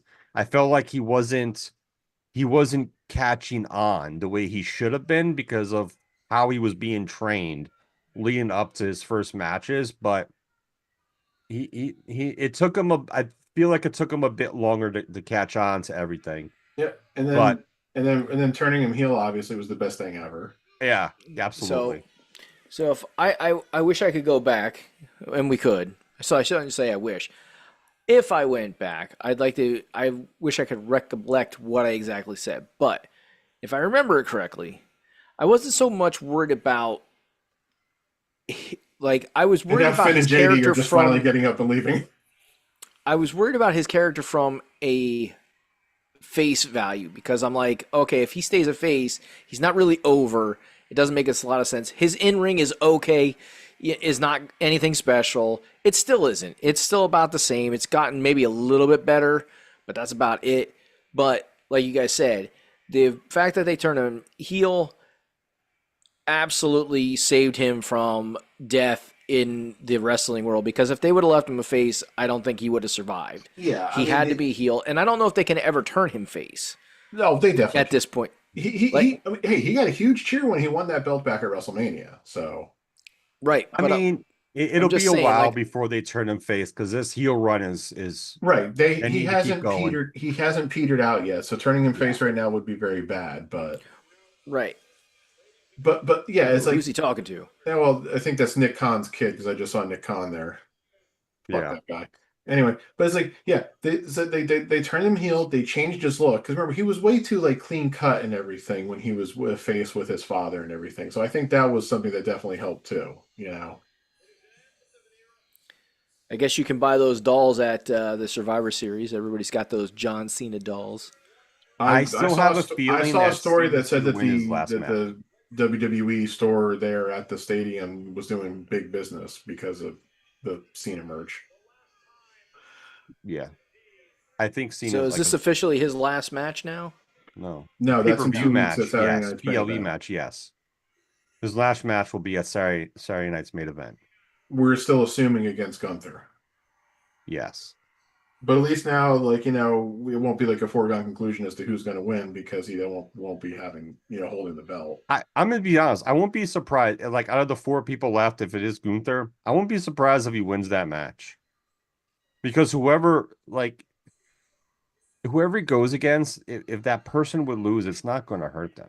Now that he's lost the Intercontinental title, I can definitely see him actually winning the match. If he was still Intercontinental champion going into that match, I couldn't see him winning. Correct.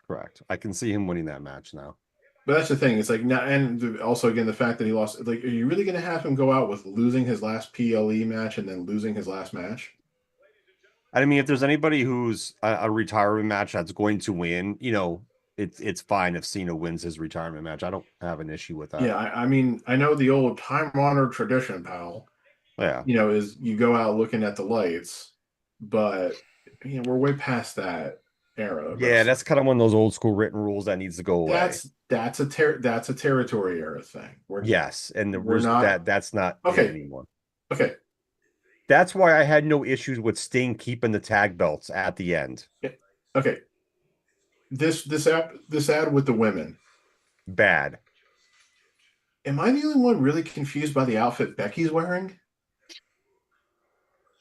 I think sold this, the top of it so far, so it's hard to tell what the whole thing looks like. I don't know if they had this pre-planned, but I feel like they did a crappy job on this.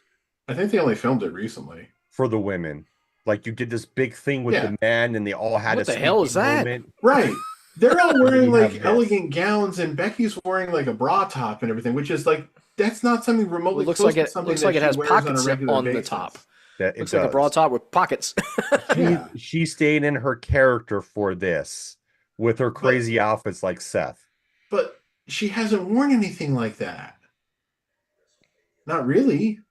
No, but she's worn crazy outfits, so it just goes with the crazy I mean, outfits. yeah, she's definitely been shopping at the same stores as Seth, but you know. I just feel like they didn't do a women's service by just putting this together recently. Like they did this whole thing with the men, but I still think the men's means something with the people in it, with Heyman in it. I think it's foreshadowing something. Where the women, I feel like, well, we forgot to do something for the women, so let's just fucking do something real quick for them and do this. And it's like, you kind of faltered. You also reminded me of something else I want to bring up regarding Becky and Seth and a recent media appearance they made, but you said you wanted to do your thing, so I'll keep that for. Yes, let's go. Let's go. Let's go. We're gonna do it. We're gonna do it. We're gonna do it. I still don't know how they're going to make Survivor Series two nights because they I don't barely have know. enough for one night right now. I don't. Well, I mean, they would just obviously have more matches, but I still don't know that are they for sure doing it with Survivor Series? For what I've read, I think by 2027 they're supposed to. Yes, War Games on one night for the men, War Games Well, one night for the women, obviously, and then yeah. 4 matches on each card. Besides that, so 5 matches a card. 5 matches each night, I should say. I mean, which wouldn't be the worst thing. Just at least Triple H. Please give us at least one traditional Survivor Series match, like the one that they Correct. did last night on SmackDown. Triple H, Or- how can we make more money? How can we suck more money out of these people? Give them 2 nights of every major pay-per-view.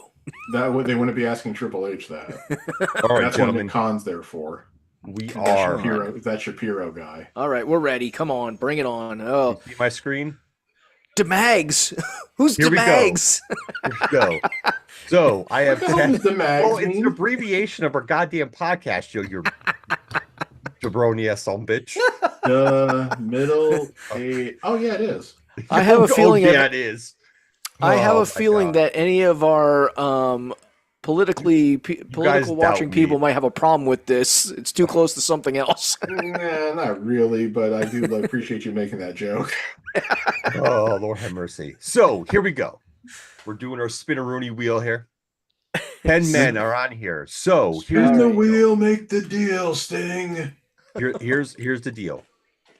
Whoever you pick will go on Team DeMags, and whoever you don't pick will be on Team WWE. And then what I'm going to do is, I'm going to simulate this match, and I'll post the results on the next podcast that we. Are you going to put this on your WWE thing on your? I was going to say, how are you 2K? simulating this match?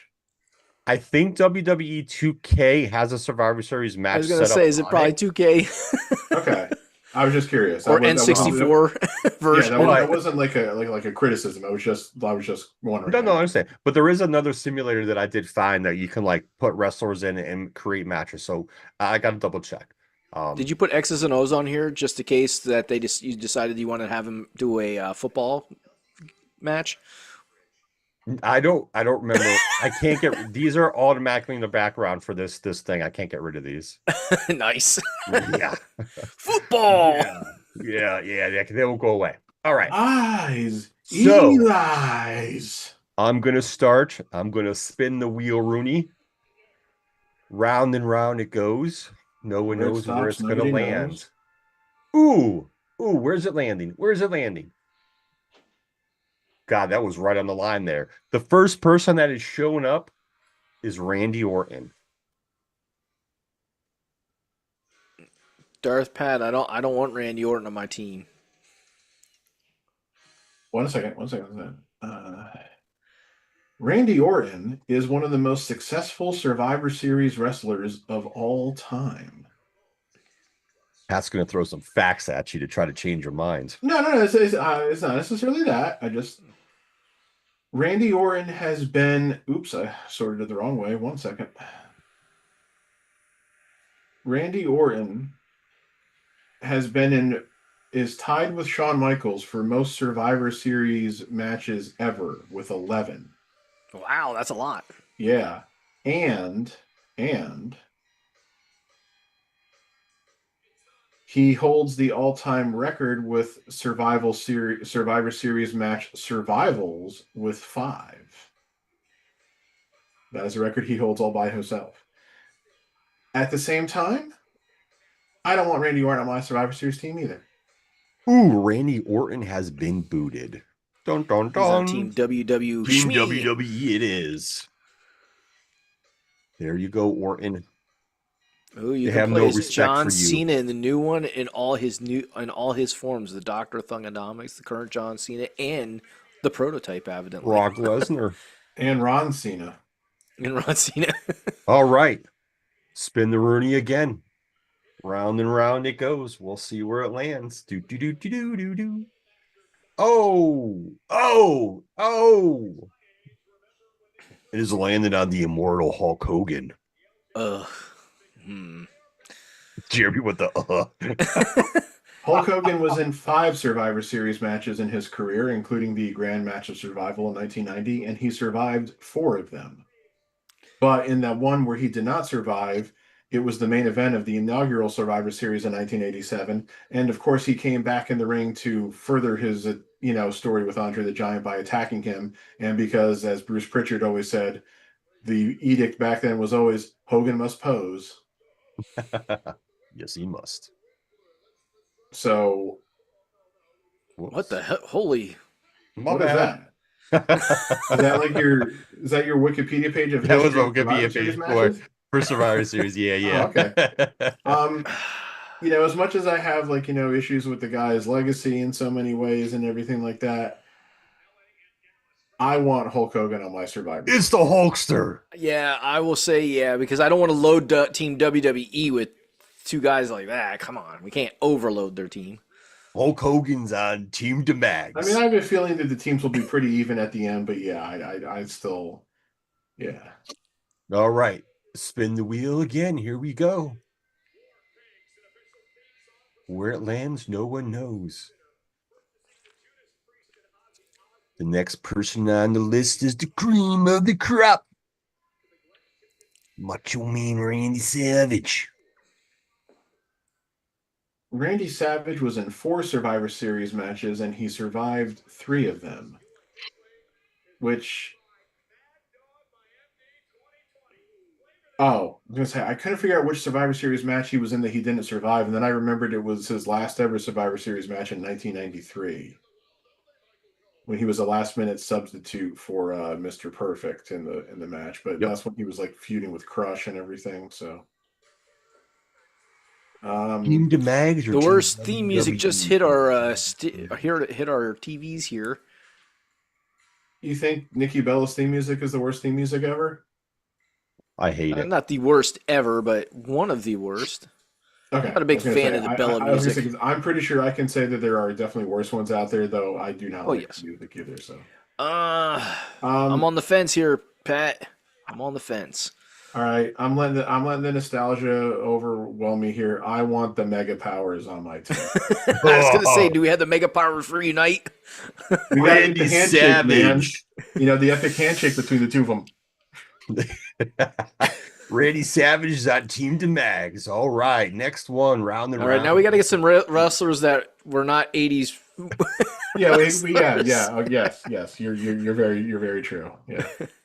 Next on the list, dun dun dun dun dun, John Cena. Oh, of course it is. John Cena was in 5 Survivor Series matches. He survived 3 of them.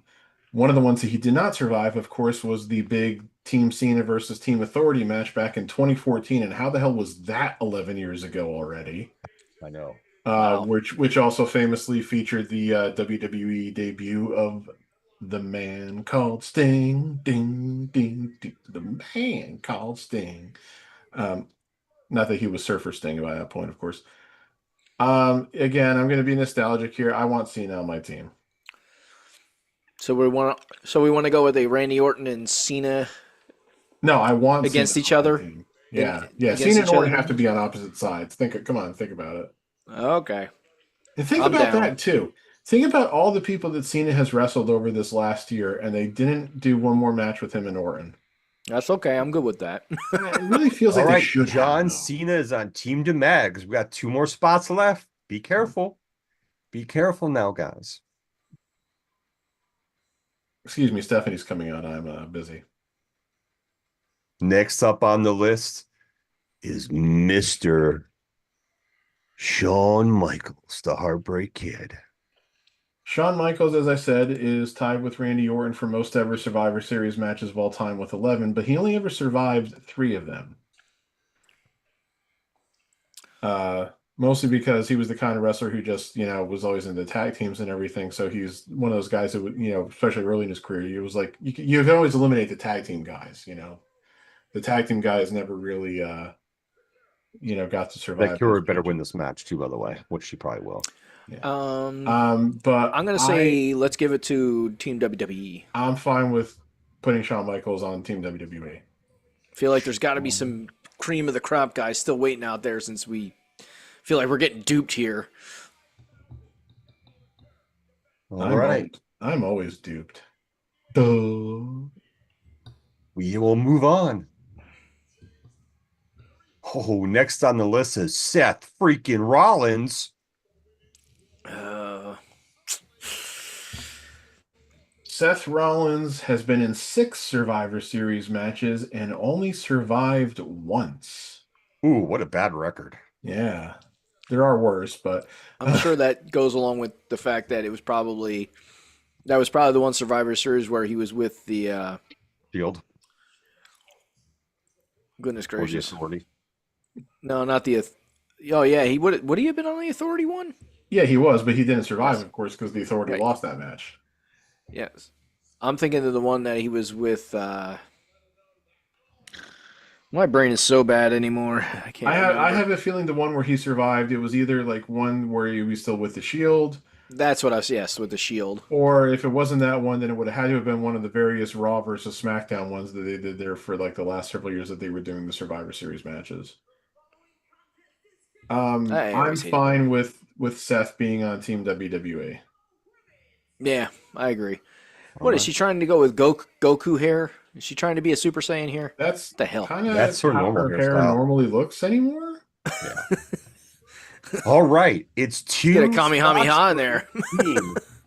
Who is next on the list of these WWE superstars? I was about to make a joke saying, "Oh, Nikki Bella's name is Challenger now." And we got the rattlesnake Stone Cold Steve Austin. Okay, this one might blow your mind. All right, I'm dead serious. Stone Cold Steve Austin was only ever in one Survivor Series match. Well, yeah, he was always a main eventer at those things. Right, 1996, he had his match with Bret Hart. 1997, he won the Intercontinental title from Owen. 98, they was the tournament. 99 was when he got hit by the car. When he came back in 2000, they were starting to de-emphasize the Survivor Series matches, and he had like the no holds barred match with Triple H after it was revealed that Triple H was behind it. So his one and only Survivor Series match was as the captain of Team Alliance in 2001, and of course, he did not survive that match. So because of that, I can't put him on my team. He's got no experience. I am very much willing to have Stone Cold on Team WWE. I agree. right. Oh, okay. Yeah, Steve if Nikki Austin. Bella wins this match, like the whole stadium should just riot. Well, Oh, she's fuck not. yeah. She's not going to win it. Nikki back by unpopular demand. I just saw that. Yes. Very That's true. Awesome. I mean, look, I don't mean to. I really don't mean to be a jerk about this, but you know, she went through a very contentious divorce where she's having to pay alimony to her now ex-husband. Yeah. I really can't help but think that the main reason that she's back is for that. I was like, I just didn't see She like has what- other what- stuff she's I doing, just- but I That just could didn't be. see like what value she was going to offer here, and yeah, it's like there's no reason That game show at that all. Blake Shelton had her as the host on didn't last very long. That kind of by the Yeah, wayside but- pretty quick. But like Stephanie is, you know, one of them women that they need to be like, you know, focusing on and building around. So yeah, there's no reason why Nikki should ever win this match. all right. Yeah. I spun the wheel, and the next person that came up was the dead man, the Undertaker. Ooh, the Undertaker. You got to have Shawn Michaels opposite and Undertaker opposite teams. You can't put them on Undertaker. the same team. Believe it or not, 4 career Survivor Series matches and only survived once. I could believe that.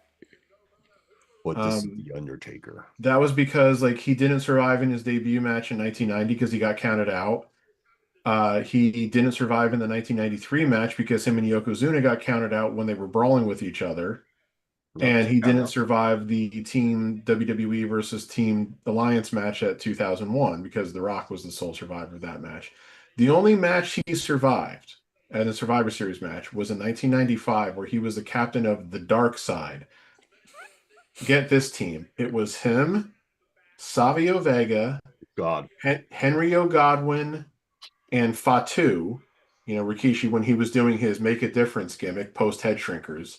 Yep. And their opponents were the Royals team of King Mabel, Jerry the King Lawler, Isaac Yankem DDS, the future Kane, Hmm. and the young Greenwich Blue Blood, Hunter Hearst Helmsley. Oof, what a And team. Undertaker's entire team survived. Why the hell Of course were they did. either of those teams in a Survivor Series match? That tells you how bad that Survivor Series probably was. That was 1995 WWF for you, basically. But Yeah. the funny thing is, too, it's like you look at that Undertaker team and go, that is like the most random team. But if you know the backstage stuff, Savio Vega, Henry Godwin, and Rikishi were all members of Undertaker's backstage crew, like the Bone Street crew or whatever they call Yes. them. Yeah, they were. So that, So, yeah. so it actually did make sense for them to all be on the same Survivor Yeah. Series team, even though their gimmicks were so different. And that was also when Backstage, Undertaker had to yes. wear the On stage, people had no clue why. And that was also when Undertaker had to wear the face mask because Mabel had crushed his orbital bone in a match earlier that year. And Mabel Yes. got fired not long after that. But despite Undertaker's kind of shoddy record, he always had a huge impact in those matches. And he's the Undertaker. And I think, like what Jeremy said, he needs to be opposite Shawn Michaels. So Okay. All right. The Our friend- Undertaker is Team DeMags now. if our friend AJ watches this, he's probably going to be very mad at us. I don't know. We have 2 people left. Now, mind you, we'll see where this lands and who's Telling you, we're getting duped. There's a big Not hitter in here. getting We're gonna duped. not have him on our team. We're gonna get screwed. Ooh, okay. Okay. The name that came up was the Game, Triple H. Okay. Now, Like, mind you, there's a name you don't know. So you got to be careful. You're going to put him on your team? It's Or probably you like the gonna road put- dog Jesse James or some goofy No, shit like that's that. something stupid. That's something stupid. Or you're Mr. going to put him Ass. on the team with his buddy BFF Shawn Michaels Triple H was and in Randy Orton. Triple H was in 6 Survivor Series matches and survived 3 of them. I do know he teamed with Michaels at a Survivor Series match at least once, which was Yes, the one in 2006. the one in 2006, which I Philly. think all 3 of us attended. Yes, I was at that one. Were you at that one, Jeremy? I never went to a Survivor Series. Oh, really? Oh, you know what? I think that was you, me, AJ, and Sakamoto. I thought for sure there was more of us, but maybe I'm. Yeah, I they think Money there in the might have been Bank, more, but I yes. don't think they sat with us. they I'd have start to to ask AJ. they on start that. to they start to blend together after so many years. Money in the Bank, yes, but not Survivor Series. Never Yeah. saw a Survivor Series. That Survivor Series too, that Triple H team, that was like Triple H, Shawn Michaels, CM Punk, and the Hardy Boys. Yeah, it was DX, Punk, and the Hardys against Edge, Orton, Kurt Johnny Angle? Nitro, as he still was at the time, Mike Knox, and Gregory Helms. Gregory Helms, that's And right. I remember AJ was so mad that the DX team completely survived. And I was like, look, they had a team that everybody was just like really hot to see that night because that's when they were doing the DX reunion. They got the Hardy Boys back for like kind of like that night only kind of thing. And if you remember, Joe, remember Punk was getting those huge chants before the match started. Like Triple H was getting ready to do his "Are you ready?" spiel, and he had to stop and like kind of bring Punk in and go, "Yes, this is CM Punk," and then he let Punk do the "Are you ready?" Like I had to give Triple H a lot of credit, especially as we know that the relationship between the two of those guys has been rocky over the years since. Yeah. But he just let the crowd dictate what to do that night. I always thought that was very astute on his part. No, it was. That being said, I'm fine with putting Triple H on Team WWE. I'm scared to do it, but I'll agree with you on this one time. I know. I think I'm you afraid he's guys gonna- will be glad that you did that. I'm afraid. Weird. I'm afraid. He's I gonna still screw think us he's setting over. us up for a big laugh. Anyway, what I was also trying to say is I don't know if Triple H ever opposed Shawn Michaels in a Survivor Series match. I'm pretty sure he did not, I'm not That's too my big- bud. but I'm not Bro. 100% sure on that one. I'm not duping you because the last person on the list, I'm going to bring it down. Vince Can you see McMahon. See it? He's never been in a Survivor Series match. Can you see it? You see the screen coming down? No. No. We see Jack Squat. The Ultimate Warrior. He said he wasn't on the list, so you did lie to us, you bastard. I duped Man, you our on team that is all part. full of old guys. I was foreshadowing that shit. Well, it's not like the team. It's not like Team WWE is. It's not. Hey, it's not like Team WWE is appreciably younger. They do have an advantage, whereas none of them are suffering from death. So that's always a plus. Whereas we have arguably four guys on our team who are suffering from death. Okay, so AJ must be listening. So he just said it was me, it was him, me, and you, Pat. We were the only three that went. We were the only three who went to that Survivor Series. Yeah, I guess he would know. He remembers that shit. Sometimes I forget because I remember going to pay-per-view when Sakamoto was there. Yeah, one of his friends, but they all run together anymore. See, this is the thing. The one thing I do remember about that Survivor Series is hold up, like pause for a second. I mean, his memory isn't too bad as he just turned 50. So I mean, that's pretty good. Pretty good. Pause for a second. What? They just rolled Nikki Bella up, and Nikki Bella has a tattoo that goes onto her bum. Okay. From her backside. Oh, do I have to replay it? I want to see what it is. You can't see it because it's covered up mostly by her bottom, but it does. It's all along her butt. I'm curious to what kind of tattoo it is. You'll have to watch the replay and go back to where she rolls her up for like the pin. You can actually see like the things that come out from underneath, but it's not that lower back tattoo. It is a tattoo that is on her butt cheeks. Yo, that's kind of that's a super tramp stamp. That's a booty tramp stamp right there, baby. That's what I'm talking about. Oh, are we still using that term? Oh, yeah, it could be still used. All right, so here we go. Team DeMags, Hulk Hogan, Randy Savage, John Cena, The Undertaker, Ultimate Warrior. First Team WWE, Randy Orton, Shawn Michaels, Seth Rollins, Steve Austin, and Triple H. I am so curious to see how the simulation will go with this match. You're going to have ghosts simulate for Hulk Hogan, Randy Savage, and the Ultimate Warrior. This isn't fair. And like I said, arguably, if we're going with the dead man version, the Undertaker, he of course is also dead. But remember though, first of all, Hulk Hogan is immortal. Yes, brother. The Ultimate Warrior is in vain with the power of the Warriors. And Macho Man, of course, is like what Hunter S. Thompson said about Dr. Gonzo in Fear and Loathing Las Vegas. There he goes, one of God's own mutants. Too weird to live and too rare to die. Yes, yes. All right, that was fun. This match has gone on longer than I thought it would. Yes. Correct. And the reason I'm saying that is because Nikki still hasn't had a whole lot of matches since she's come back. So I just, She's stepping on her throat. So the thing about Nikki Bella, you know what's crazy? If they get a close up, Joe, you won't be able to see it. Never mind. I was thinking maybe they do a close up on her before she rolled too far over.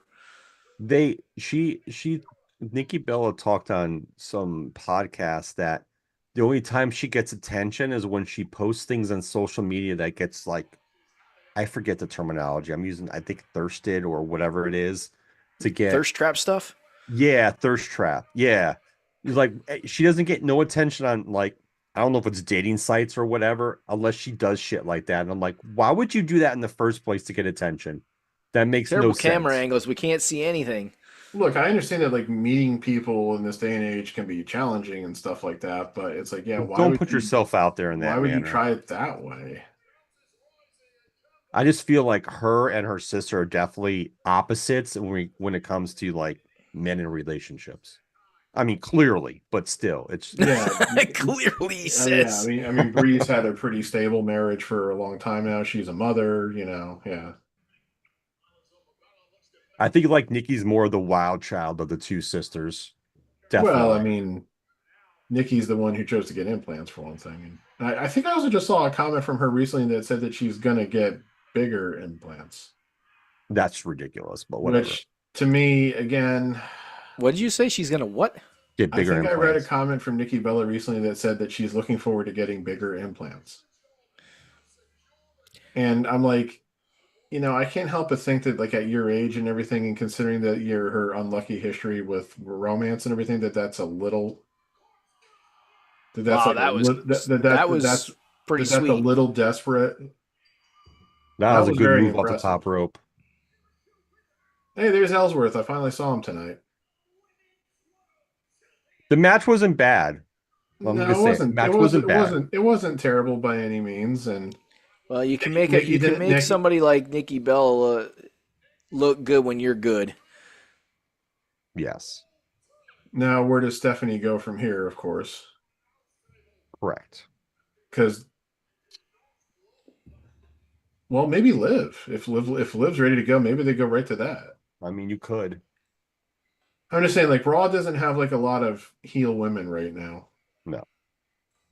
And Becky Lynch is going to be feuding with AJ, so that's Right, off the right. tables. Becky's occupied at the moment, so I know AJ bring this up to you, Pat, in regards to like the program with Jade and Chelsea. Like he's not a fan of that. yes. Wait, did we talk about that? I But think I think we did, and yeah, I'm like, yeah, heel but versus heel. Unless they're here's going the to turn thing with Chelsea Chelsea. full blown, unless they're going to turn Chelsea full blown face, which would be a mistake. I think with Chelsea that like he feels bad for Chelsea. And like I kind of feel bad for Chelsea too. But at the same time, Chelsea's one of those team players. Whatever you ask her to do, she does. And she makes fucking gold out of it. I just hate the fact that they always kind of treat Chelsea like a joke because Yes. that's It the thing. aggravates the She fuck she out of me. that I guess maybe the problem is that she's so good at making I these kind of jokey kind of gimmicks and moments memorable that they feel like that's like, oh, she's so good at it, so that's what we'll keep doing with her. But it's like at some point you're going to run out of steam on that. Like there I has to be also a change. I also don't want her to become the female version of Dolph Ziggler too. Hmm. And not that she's been, Dolph had some injuries, but Dolph's had titles, but he hasn't had really long title reigns where he gets over and they do stuff and then they take the belt off. Like I don't want that to be because he was a company man too, let's be honest. But I just don't want that to be the case for Chelsea because she's awesome. So who knows what they'll do with her next. What is this with the New Day and And it's an ad for that Supercard app. oh, yay.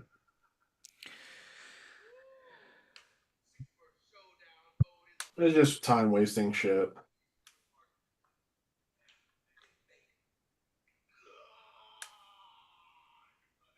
So, Thanks for letting us know that.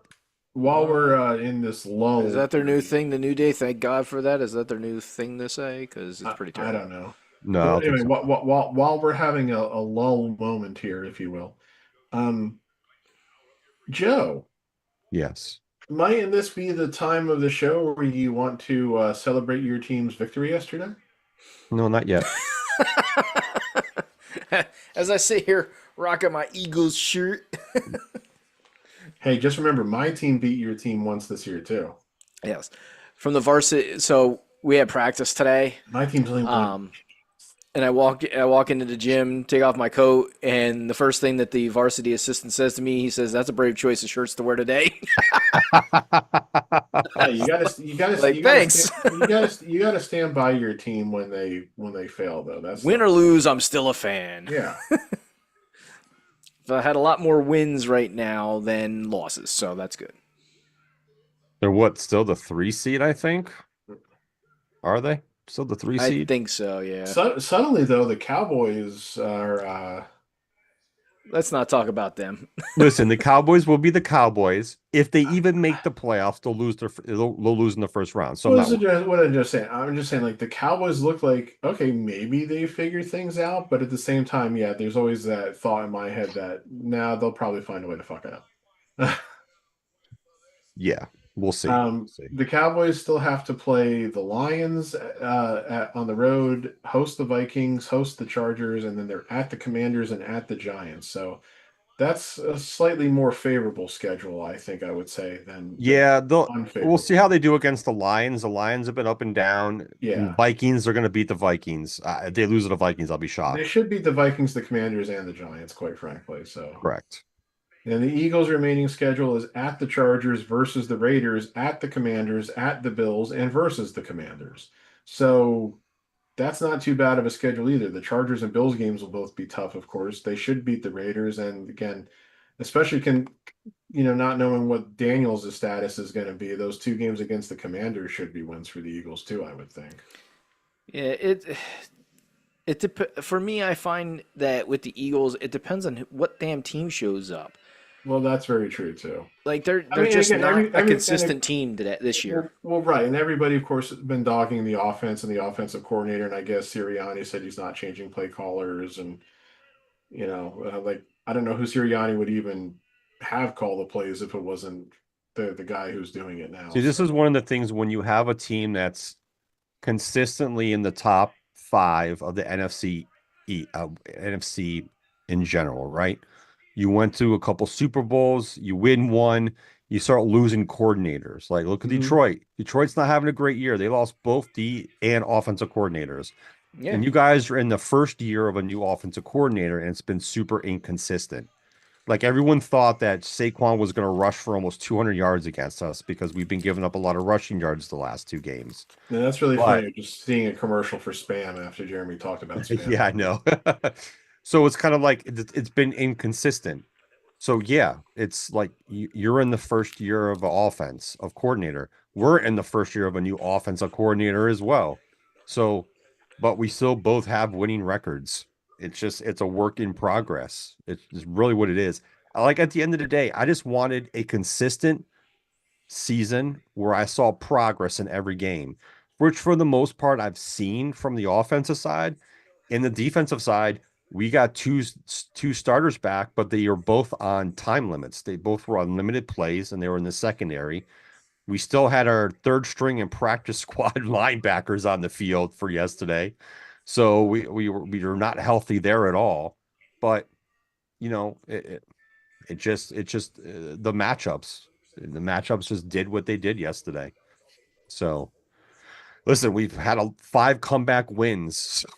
Any day the Bears play right now, like I'm on my fucking cardiac arrest going on over here and I'm wondering what the fuck they're gonna do. Yeah. So I mean, be thankful that one of those games was against my team, who of course can't get out of their own fucking way and just I've do just nothing had and just do nothing but blow leads. So I've just had other people that I know that have sent me DMs when my teams played the Giants and the Cowboys and the Commanders, and they were like talking shit, blah, blah, blah. And I didn't say anything back. I was like, well, we'll see how the game goes, we'll see what happens. That's all I said.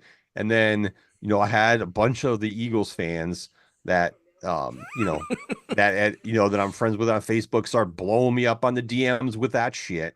And I was just like, and then my friend Marcus, him and his dad and two friends went to the game. So I haven't talked to him in a while, and I was going to call him on Wednesday. He calls me out Wednesday. He's like, "We're going, me and my dad, we're going to the Eagles Bears game. We're going to the game Friday." I'm like, "That's cool." He's like, "Do you want anything from the game?" I'm like, "Yeah, the Bears to win." What are you asking me that question for? And he was being a smartass about it. I'm like, "There's nothing in that stadium that I need, like except for a Bears win." Just like he was semi trying to talk shit. So I was just like, we'll just see how the game plays out. I said, I just want my team to do good. We lose, whatever. It doesn't make a difference. We're still in a playoff hunt. And then like I posted what I posted after we won because everyone was talking shit. So that was my kind of retribution back to those people who were DMing me. Nothing against you or Pat, just against all the other ones that were talking shit. So we'll see. We still have it tough. We got to play at Green Bay. Then we play home against the Browns. Then we play home against Green Bay. So we play Green Bay twice in 3 weeks. Then we go to yeah, San there was a Francisco. lot of that on the NFL schedule this year, where like Yeah. division rivals play twice in 3 weeks. The Then we Giants did with the go. Eagles. Then we go to San Francisco, and then we're home against Detroit. So three of our five last games, three of the five games we play are at home and two on the road. So we'll see. So We should be able to So- win 3 or 4 of those. the other thing that has been plaguing the Eagles this year has been their offensive line injuries. Like Lane Johnson's out. I don't know if Landon Dickerson played. It's hard. It doesn't say on this injury report that he played or he was out. Like it says not listed. I don't know what the hell that means. Well, he wasn't listed on the injury. I think the only one that didn't play in the game last night is Lane Johnson was the only one they were talking about that was still injured But for the O-line. I haven't heard much out of Jordan Mailata either. Like Jordan Mailata, he's one of those guys that they always talk about because he's the blindside tackle. Mm-hmm. They haven't said much about him this year, which they're used to always talk about him how good of. But he's not on the injury report, so he's evidently playing. Yeah. But it's just I don't know. I don't want to blame it all on the offensive coordinator, but it's been a shit show this year. There's barely any blocking. Like Saquon Barkley can't get it. There's barely any open holes for him to run through and like start making yards. Like he's not been throwing to AJ Brown much this year, and when he hasn't necessarily thrown very good passes.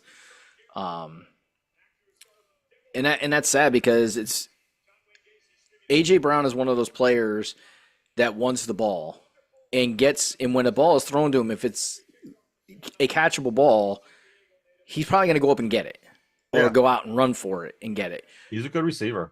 And right now, everything that has been going on is he's been very unhappy.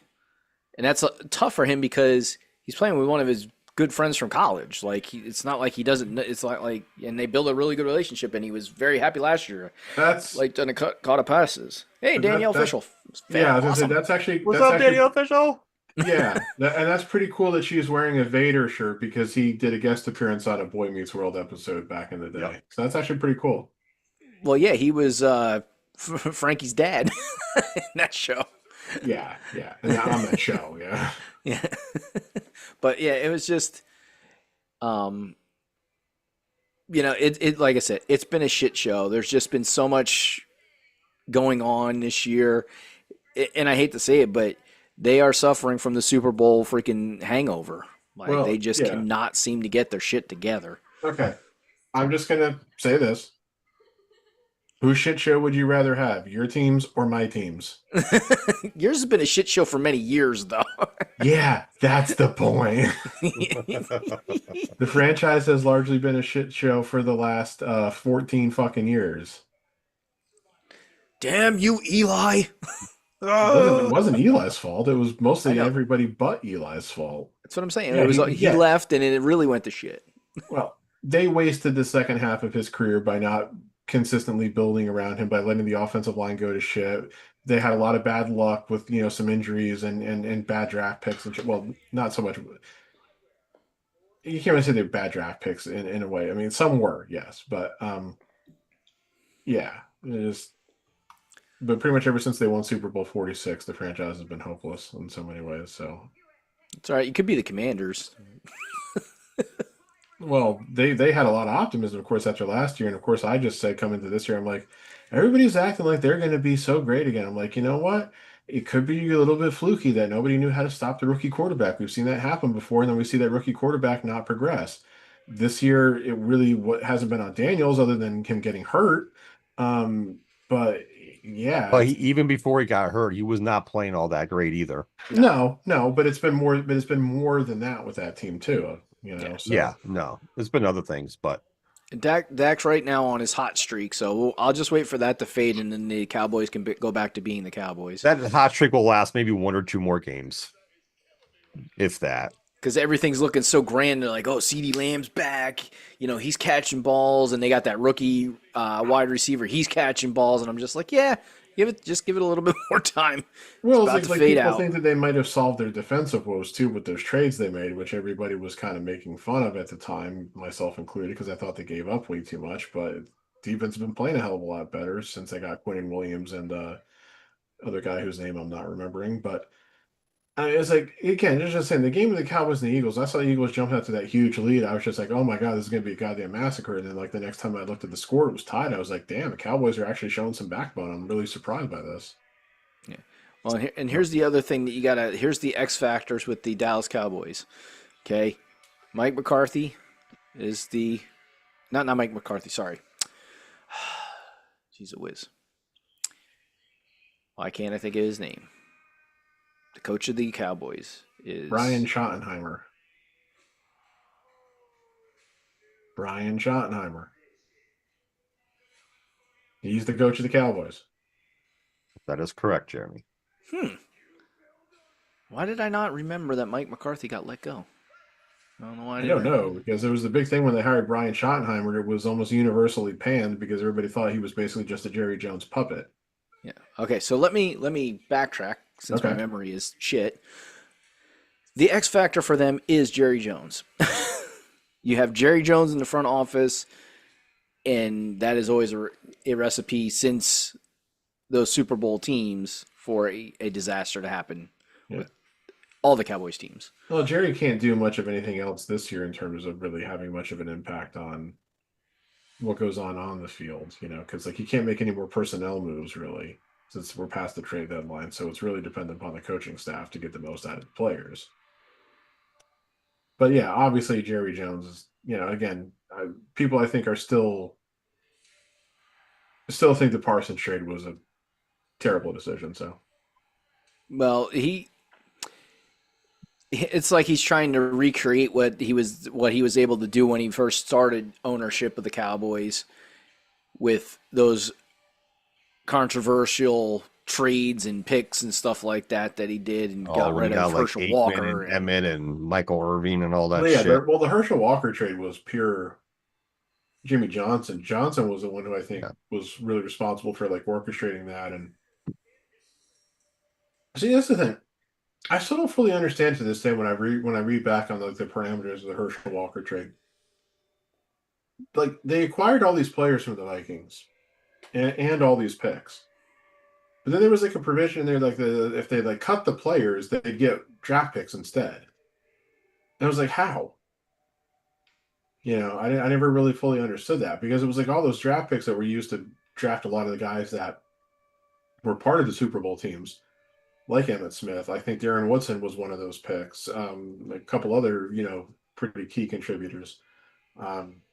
Michael Irvin, everybody I think actually forgets, was actually there before Jimmy Johnson and Jerry Jones were. He was the Cowboys' first round pick in '88, which was the last year of the Tom Landry era. So he was already there. And then Aikman was drafted in '89, which was the first year of Johnson and Jones. Jones's ownership, Johnson as the coach, and then Smith was the first round pick in '90.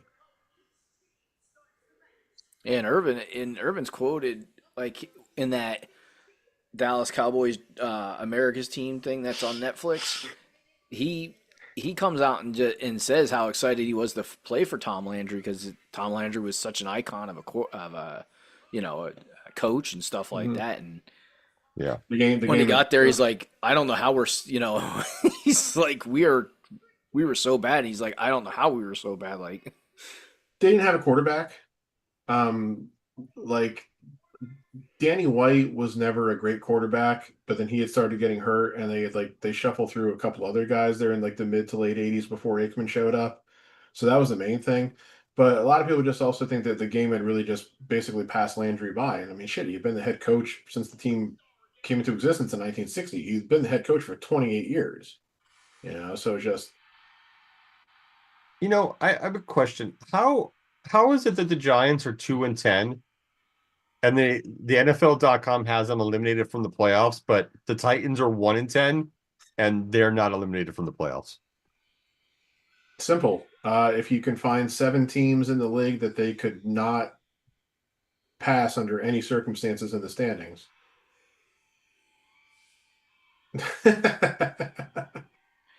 I mean, that the just Saints tells are you the Saints AFC are this 2-9. year is not as good as the The NFC. Commanders Right, are that 3-8. But like the Titans are 1-10, the Jets are 2-9, Raiders are 2-9, Browns are 3-8. Like there's a lot of same records. The Giants are the only team that have been mathematically eliminated from the playoffs as of right now.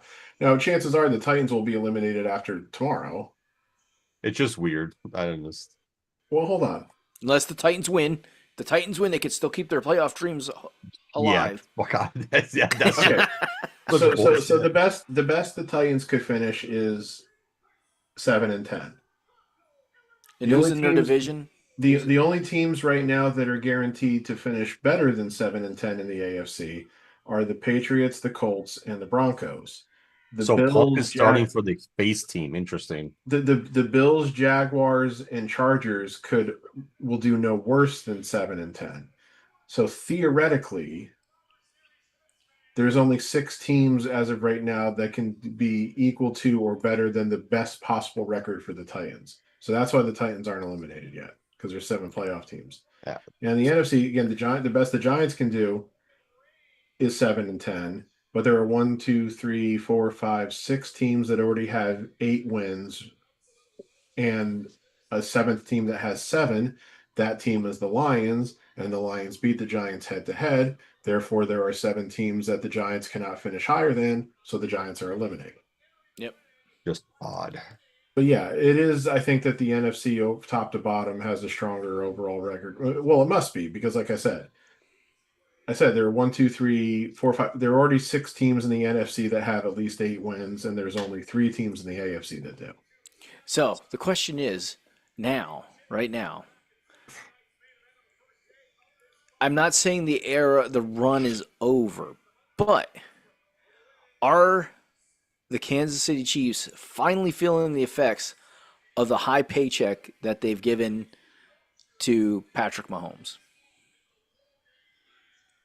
I think And the fact that Quite other guys are possibly. coming up for contract renewals too, and they can't afford to pay those guys. I think for me, I think 1/4 of it might be his contract, but I think the rest of it has to do with the age of some of those players.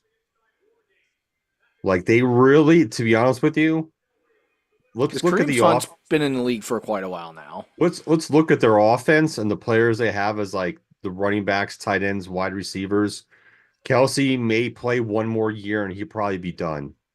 Like their running back group is, I mean, it's been a mismatch of a mashup of like 3-4 running backs the last couple years. Now overall they've done good, but Because I don't think Pacheco's been healthy this year. I think he keeps no, on getting Pacheco's injured. been injured, so they had Kareem Hunt's been playing pretty well from time to time.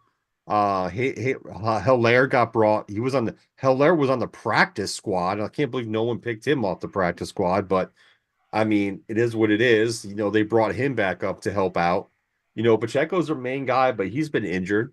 They've had a lot of like different a couple injuries there, but I think some of the age is really starting to show up for them as a whole. And I just don't feel like they've kind of plugged in the right players to fill spots that they need spots for.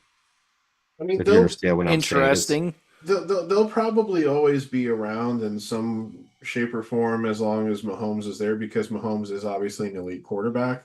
Yeah, of But course. but at the And same their time, yeah, defense has been really hit or miss this year too. They it, haven't it, played well. it definitely feels like the skill positions have been lacking a little for the last few years in terms of just like overall talent. Um, Yes, agree with that too. like We have one of the oldest men and the almost youngest man as if their in this and attitude has starting been, this match. well, we've got Patrick, he'll make anybody look better. And it's like at some point though, you do need to have guys that he can actually use as weapons.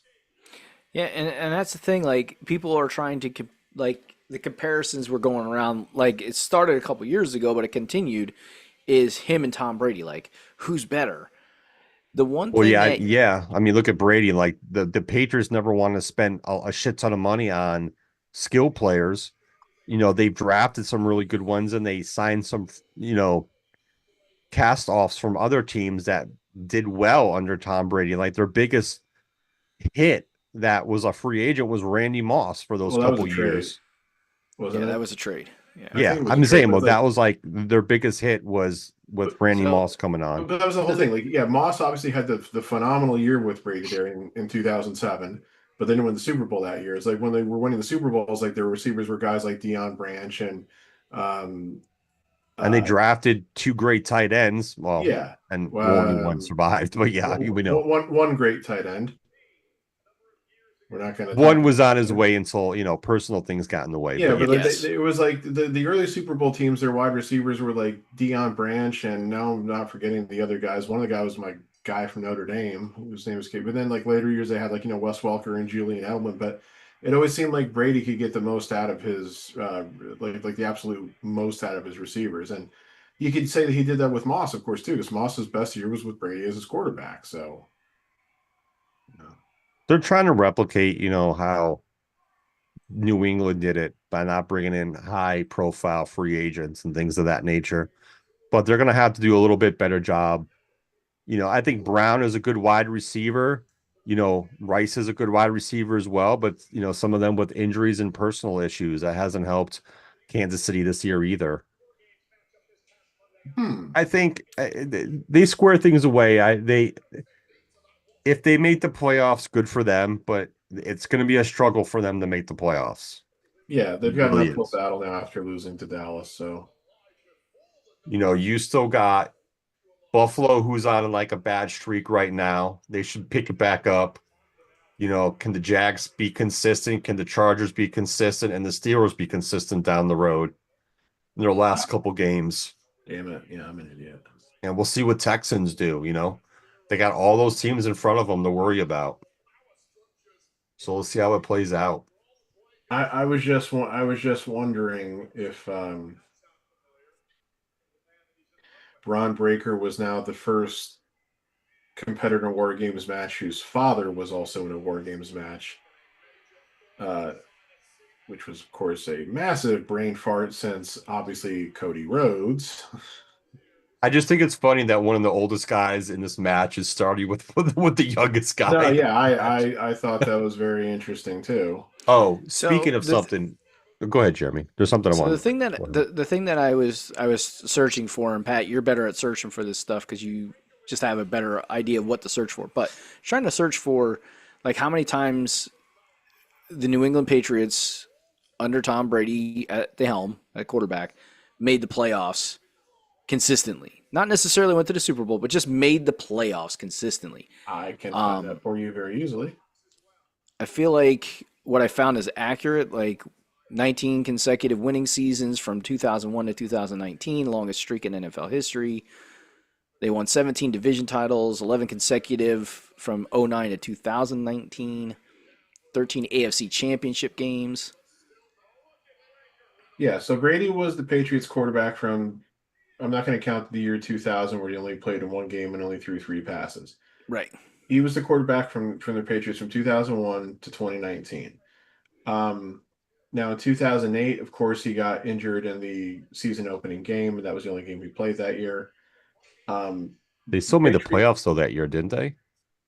no, the Patriots won 10 games, at least 10 games every year of his career, except his second year in 2002 when they went 9-7. So they literally never had a losing season with him. Now, as far as playoff appearances, um, they didn't make the playoffs in 2002.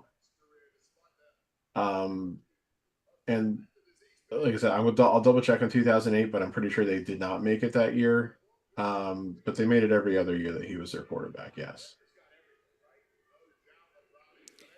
So therein lies the other the if Mahomes does not make it this year, if the Chiefs don't make it, can you still put him in the same category as Tom Brady is one of the greatest of not one of the greatest, but the greatest of all time. The reason Tom Brady is the great, like they talk about him being the greatest, is because what he was able to continuously do as the quarterback of a franchise and win with what he was given. Now, granted, you got to give a lot of credit to Bill Belichick in that too, because he was the head coach all those years too. So, it's him, it's his offense coordinators, defense coordinators, all those things. But he was able to win, as we know, in as much as we hated it back in that era. He was able to win with a lot of mediocre players at certain positions. Yeah. For me, I'm not going to make judgment on that until Mahomes is in the league for 10 years. And yeah, the Patriots did not make the playoffs in 2008. That was very famously the year where they finished 11-5. and didn't make the playoffs. And I think that may have been the first and only time that's ever happened in the NFL.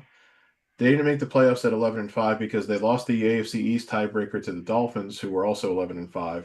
They lost the two wild card teams that year were the Colts, who were 12-4, who finished second to the Titans, who were 13-3, and the Ravens were the second wild card team, who were also 11-5, which means they won the tiebreaker over the Patriots. And then, of course, in the AFC West, the division winner was the Chargers, who were 8-8. Oh Jesus, 8-8 divisional twos. Yeah, just the unfortunate way that it worked out sometimes. But again, that's also maybe one of the reasons as to why they have three So wild Drew card is the teams second now person instead of out. two. Well, the third person out technically. Yeah, second for the heel team. I mean, I guess you can still say yes for Mahomes. Just it's always challenging because you have two sides of the ball, and if your organization doesn't get your defense squared away, then you're pretty much fucked. Yeah, this is And that's the one thing that this the is Patriots Mahomes, always seem to have is defense. Yeah, this is Mahomes' ninth year in the league. Now, his first year he only played one game, which he won. But yeah, the Chiefs have not won fewer than 10 games since, and you know, It's They're on crazy that course he's to been in the not win league 10 for games almost this he's year. been in the league for almost 10 years already. yeah. Damn. And he's honestly the Chiefs. That Chiefs team is on course to not win 10 games. Yeah, I mean, They're 6-6. they'd have to win all but one of their last. They had to go 4-1 to get to 10 wins this year.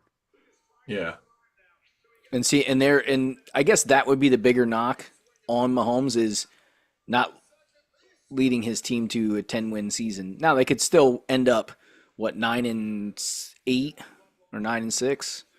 Or Yeah. I should say 9-7 or 9-8. What? How many games are we playing now? 17.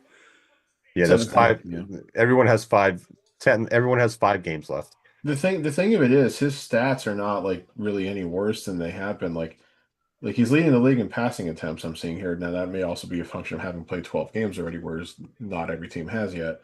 But his completion percentage, it's below his career average, but not drastically so.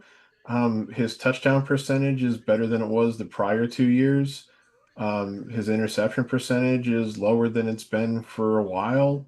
Um, yards per attempt is a little bit under his career average again, but it's better than it was the last 2 years. His QBR is up, his rating is up, so it's like now it does look like he's probably getting sacked more. Actually, no, it's about the same. But it's still a high. Well, it's the same as last year, but it's much higher than it had been the previous few years. So that's probably one factor, the offensive line. But yeah, his personal stats are not so much out of line, with his career numbers. I mean, they've been a little unlucky, I guess, because their point differential is plus 73. So with a point differential that much in your favor, you shouldn't be 500. They're losing Yeah, the close ones. So here's the thing. Yeah, I mean They their play- losses were 27-21 to the Chargers, 2017 to the Eagles, 31-28 to Jacksonville, 28-21 to Buffalo, 22-19 to Denver, and 31-28 to Dallas. All of their wins, except for the overtime game against the Colts last week, have been by 2 scores or more. Right. So they're beating the teams that they're beating lower level teams, but any higher level team. Well, I guess you could kind of say higher level. Yes Maybe and no. not. They had substantial wins against the Giants, Raiders, and Commanders, who are all at the bottom of the league. But they beat the Ravens, who, again, we're missing Lamar, which is why their record's been depressed. But they also beat Detroit and Indianapolis. So Their final 5 games are home against Houston, home against the Chargers, at Tennessee. That's a win. well, better Home be. against Denver. That's going to be challenged. That's going to be hard for them. And then at the Raiders, that's a win. And at the Cardinals. Oh, no, sorry. That's a preseason game. So 1, 2, 3, 4. What's also going to make that Denver 5, game? yeah. What's also going to make that Denver game very interesting? And this is really weird. And maybe they were doing this again They because have 2 road games that are you can mark them down as easy wins, I should say. And maybe they were doing this because they're the Chiefs and they're like they've been like one of the signature franchises the last few years and everything. But they Cody's just played on next. Thanksgiving Day. That game against the Broncos is on Christmas night. Yeah. So they're playing on That whole Thanksgiving. shit and with them holding, They're with playing on Drew Thanksgiving. McIntyre holding the gate closed is so lame. Like, why did they do the same thing? Yeah, to I was gonna Reigns? say they already did that. Oh, Punk's bleeding. I think. Yeah, he's bleeding. I wonder if it was hard way. I didn't see where it happened because we've been talking about the fucking NFL instead of watching this match. Well, I've been paying attention to the match. I think it was Oh, Cody's got a legit black eye. and Cody just hit Punk thinking it was somebody else for some reason when the other two guys were in front of him. Yeah, that made no sense for Cody to do that because he knew that the other two guys, there were only two other guys in the match and they were both in front of him. Well, they were teasing the whole thing were about like Cody, Punk, and Roman arguing as to who the leader was and everything. So yeah. So they're kind of still playing that up.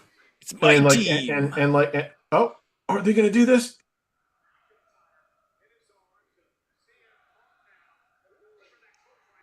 The heart attack. Yeah, at least Barrett called it the heart attack since Cole didn't. Fucking idiot. Yeah, Cody's got a band-aid on too. Like he got cut open, I guess, maybe. I don't That know. looks like some That was from the other makeup night. work. Oh, it could be.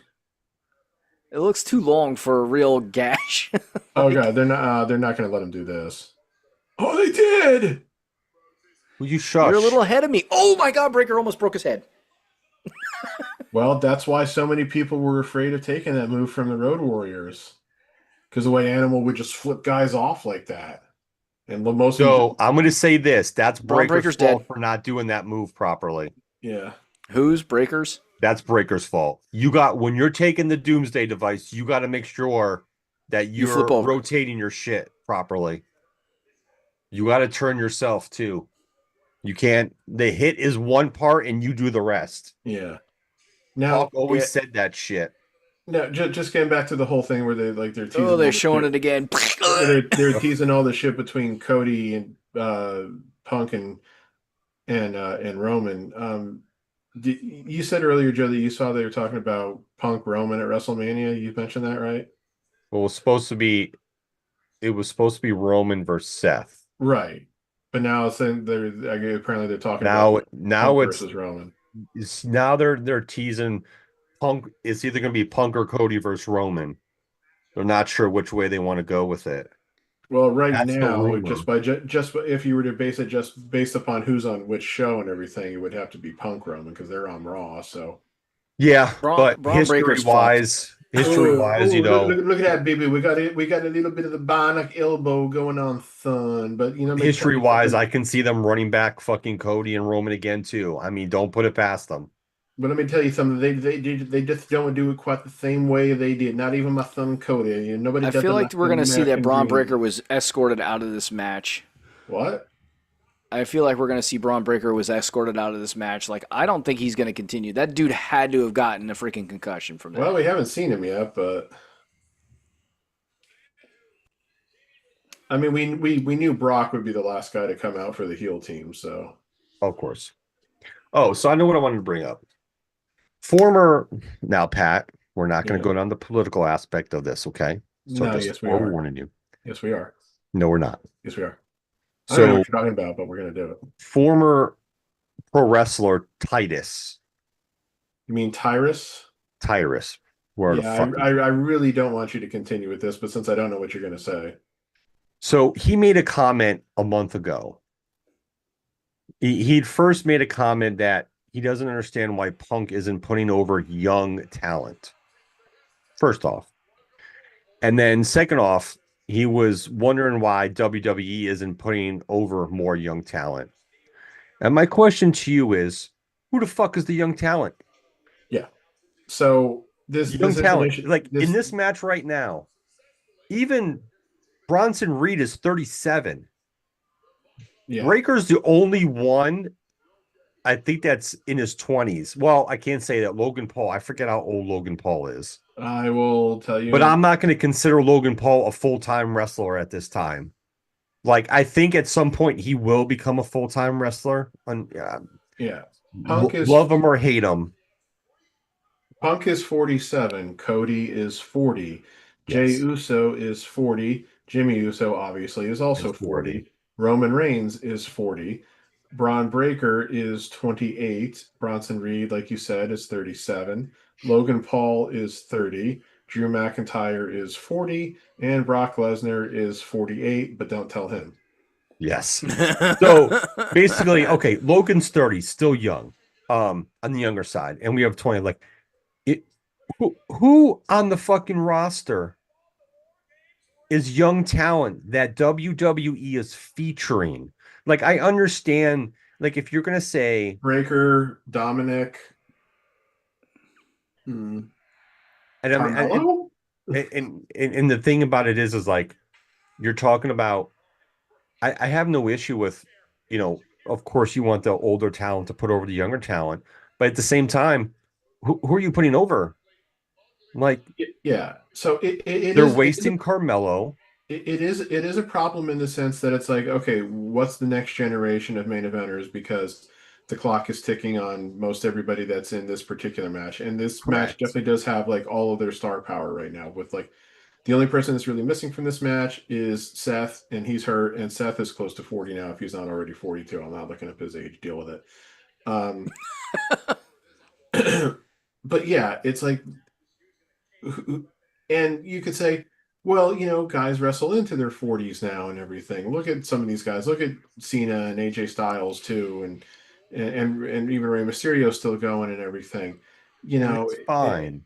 But at the same point, but at the same time, it's like, yeah, but these guys could also conceivably be one bad injury away from never being able to do it again. You never know. correct. So you do have to come up with it. But it's like, yeah, Braun and Dominic. I mean, Gunther's on the older side too. Um, so yeah, they definitely have to figure this out somewhere. They need to use Carmelo Hayes better. I feel like they're starting to use him a little better. I actually thought that his match with Gunther was decent the other I thought it night. was a good match. Yeah, I mean, I thought Carmelo looked pretty good even in Yeah. losing. So I'm going to say this. So Based on what I'm seeing Breaker do right now, he has not done any moves since he took that last move. He has hit yeah, guys with he could be a chairs. little he could be well He okay. might have a stinger. That's the way he landed. He probably has a stinger. Well, I'm hoping I'm not spoiling this, but they just did the spot where Jimmy just closed the door on his head, even though it obviously didn't hit I'm a his. little bit behind you guys. My shit paused for a second, Oh, okay. I was Yeah, gonna I say, haven't but gotten that's to that. okay. I haven't I gotten figured to you would that have seen either. that by now. Sorry. I have Jimmy pulling out a table right now. Yeah, Jimmy just pulled Yeah. out the table. Well, no, he hits him with the door before he pulls out the table. Oh, I didn't Yes. see that because I was looking at you guys. Yeah. Because you Oh, guys are okay. so handsome. I know. Um. Thank you. Yeah, bro. He might be a little. He might be a little what messed up. He just. I mean, it's not a huge point. He just took a kick from Jimmy. So. But yeah, they need to figure out some of these younger guys and like really figure out if they have something with them. I mean, like, I don't know if he's still hurt or whatever it is they're doing, but yeah, they need to really try to do something possibly with Austin Theory, at some point. Javon Evans is obviously a guy that I think a lot of people are high on. I mean, shit, even Cornette likes Javon Evans, so that should tell you something. Um, yeah, but the funny thing is, you look at AEW, they've got the same problem. Yeah, old guys. They're all mostly on the older. They're like the wrong side of 30, as they say in sports. And one of their It's just biggest one of guys those who isn't, things. one of their biggest guys who isn't 30 years old yet is MJF, who seems like he's practically a part timer right now with the way that he's It's. gotten other opportunities and shit. So I look at it like this: like it could be companies not feeling confident in the younger talent that they're bringing up, it's definitely that. um, or just because guys are wrestling so much longer than what they used to. I feel like guys used to stop wrestling in their 40s. They did, but it's a And much different it's a much different business now. I mean, yeah, they're not running house shows like they used to. They're not on both Raw and SmackDown every week for the most part. Yeah. Um, they get more time. They get more time off to generally recuperate, which is definitely a good thing. And I think sports medicine has also advanced. Back in the day, like the 80s and 90s, the territory days and shit and everything. Shit, like the sports medicine was, get your bucket of steroids and painkillers and whatever else from that guy who got in trouble with the law, Zahorian or whatever the fuck his name was. So, Yeah. yeah, it's like I said, it's something that the industry as a whole. But one of the other problems, of course, is that too many of the younger guys. I've always said that WWE they play it too safe sometimes, a lot of times. In AEW, they play it too recklessly almost all the time. So let's say you get a younger guy who goes to AEW instead of goes to WWE. It's very possible that he'll learn the wrong things from the wrong people. And if he ever maybe gets the opportunity to go to WWE, then he might be already on borrowed time. Like, fucking, this was something else that was on Cornette's podcast. He got into Twitter beefs with Will Ospreay and Ricochet because Ospreay and Ricochet praised some like home wrestling, backyard wrestling that a couple of idiots were doing, where they were obviously doing shit that was going to severely fuck themselves up, if not, kill themselves. Yeah. And Ospreay and Ricochet thought it was like the greatest thing in the world. And Cornette was like, Cornette like responded to Ospreay's tweet with something like he said from his hospital bed because of Ospreay's injury and everything. And Ricochet was like, didn't guys back then all get hurt and blah blah blah? And it's like, he's kind of missing the point. I'm convinced, of course. I think I've said this before that Ricochet is just a fucking idiot. He is an absolute fucking idiot. And I think WWE definitely made the right call in just letting him go. But I'm torn on Ricochet. The fact that Ospreay was thinking that untrained people doing this shit at home was a great thing is really not a great thing. So listen, I understand that the people want to do the backyard stuff still because they want to get in the business, but when you have no training, you're doing shit like that, you're already putting yourself on borrowed time there. Whenever we did that shit, we are talking from experience, people. Yeah, we knew the chances we were taking. We had to sign waivers for that shit and everything. But it's like, there's at least one younger guy that AEW has who I think could definitely be something, and that's Kyle Fletcher. But the problem is, what might he do to himself in AEW because they play things too recklessly, or because they don't have people who tell him no, as far as like, oh, I want to do this crazy thing, and like nobody says no, because it's obvious that nobody says no in AEW. So, yeah, I mean, it's.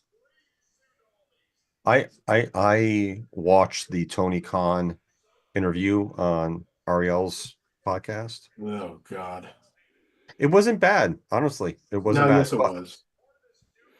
Please explain to me whatever that fucking thing that he was trying to say when he brought up the Ghostbusters. Oh, that had to do with booking. Yeah, it made no fucking sense. I'm sorry. Do not even. I understood what he was trying to do, but yeah, it was. I didn't find it bad. Booking to Ghostbusters. He was. Well, here, let me explain this to you, Jeremy. So here's the thing. It was very confusing. He was talking about like in Ghostbusters, it could be anybody in the car. It could be Venkman and this character, or this one and this one. There could be always somebody different in the car driving to catch ghosts. What he pretty much said is Ariel asked him if he had like a writing team, like a booking team, right? Right. He pretty much does not. He said he's the only one that goes to all the shows. And he goes to every show, it's him and other coaches, producers, whatever the case may be. He made it sound like he is the only person who is at every show from like correct. A behind the scenes aspect. So he pretty much which has is also pretty crazy. He has an idea of what he wants the show to be for that night. Okay. So he goes into that show and he kind of tells the coaches, producers, blah, blah, blah, whoever, the talent. And then he will accept feedback from them all the time. But at the end of the day, he's like, yeah, a lot of times they have good ideas and I'll go with it. So I'm okay. So you really have no one saying no to you, but yet you're either going with your original plan or taking ideas from the others, but it's just kind of like there's no consistency in regards to it. You know what I mean? There's no like true consistency. So one night on Dynamite, it could be him and two of the same producers and two of the same coaches. And then the next week at Dynamite, only one of those four might be on the show with a whole new cast of other people. So it's always constantly different. So he was trying to use a Ghostbusters analogy of there's always somebody different in the car going to capture ghosts.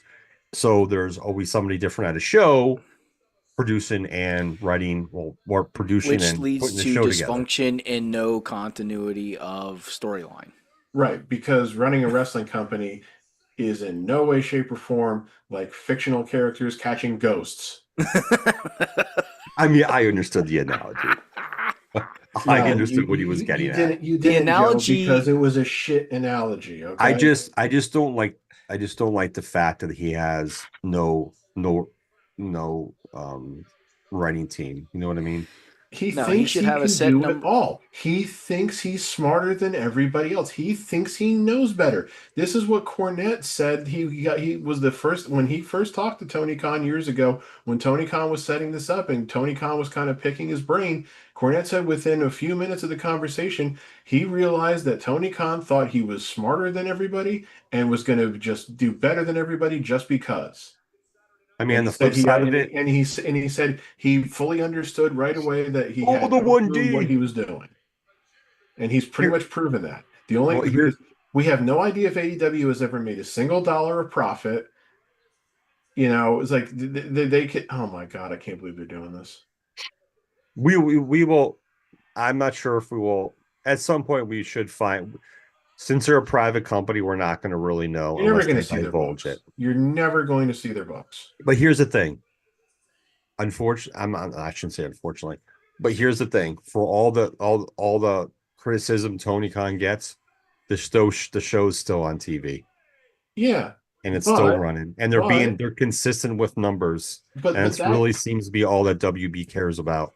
but their show still being on the air could be at risk for all we know with the with the impending WBD selling out to somebody, But especially since at most of the people who are most interested in buying them have some sort of an existing deal with WWE. Why is there a celebration in the middle of this match?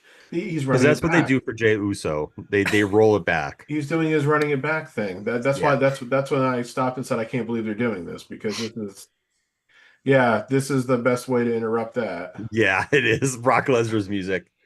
I mean, correct, but still, for all yeah, there are partnerships with WWE, but I mean, he's still making it work.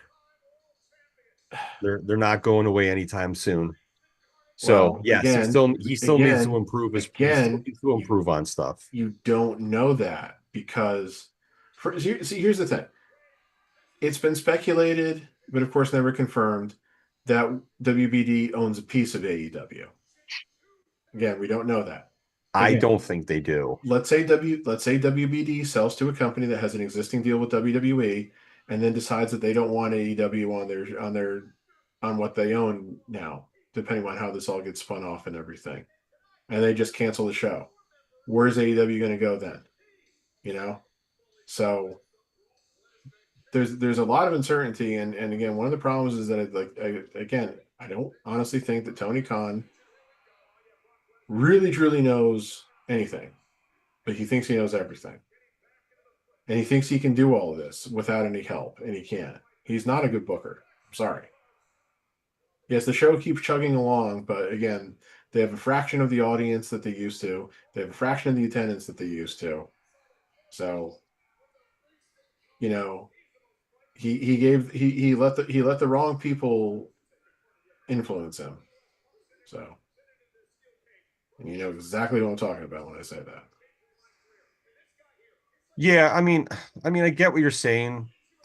From what I've read, WB doesn't own anything as far as AEW. They have no stake in it. Um, the problem is, I don't want to say a problem, but the I guess they logistics do. of It's it a is small no matter stake if in they get this. sold or not, I don't see even if like Paramount buys them, I don't see them kicking AEW off of And, and TV. let me just say, I really hope Paramount is not the one to buy WBD. Like any of the people who has been mentioned as potential buyers, it's not going to be good. But Paramount would be the least good. Yeah, Paramount would definitely be the least good. They have their own shit they got to worry about Yeah, over I at don't Paramount. think like whoever buys WBD I don't think they would immediately say, "All right, we're tearing up all of our existing deals." They certainly want to do that right away until they figure out what's what and everything. And I know that their Well, they got deal. to be What? careful because there's deals they won't be able to just tear up either. Right, I know that. You're right. That's what I'm saying. And I think AEW's deal is for at least 2 more years, but That I was a wouldn't expect. five. I wouldn't be counting on a renewal at the end of that. If I think it was a 5-year deal or option for a 5th year after year 4 or some jazz like that. I thought it was 4 with a 3-year deal with an option for a fourth, but yeah, I don't remember. No, it's 5. With this I think it's a 5-year deal. I double check, but I think it is a 5-year deal. Nonetheless, I mean, look, he's had offers from other networks for the ROH. What networks they are, who knows? But And the fact that he hasn't really accepted any of those because he feels so loyal to WBD is really stupid. I'm sorry. that's one thing. I think his loyalty to WB I get, but at the same time, I get, but at the I, same time, if they're not willing to put a ROH on TV and other people are, duh. yeah, that's the one business move I wish he would kind of just like, okay, put ROH on TV. Always waiting for Roman. That's one thing I was like, yeah, you need to kind of like really take those offers for ROH and put them on the map because that has a fan base. This match has been fine so far, nothing crazy. That is one of the most inexplicable business decisions that I could see that anybody makes. Oh, I'm really loyal to the network that's broadcasting my main company, but I also have this subsidiary company that I've had offers to put on TV, but because it's not with the company that I feel such loyalty to, even though they're not making me any offer to put that on TV, I'm not going to take the other offers to put. Yeah, kind of that's where I wish he would kind of. That's the kind of decision that if he was the CEO of a publicly traded company, he would be removed as the CEO in an instant. So he's no longer the OTC. He is now TC1. Same thing. Okay. He's an android. An android. TC1 reporting for duty. TK421, why aren't you at your post? Oh, that was a stormtrooper, not a robot.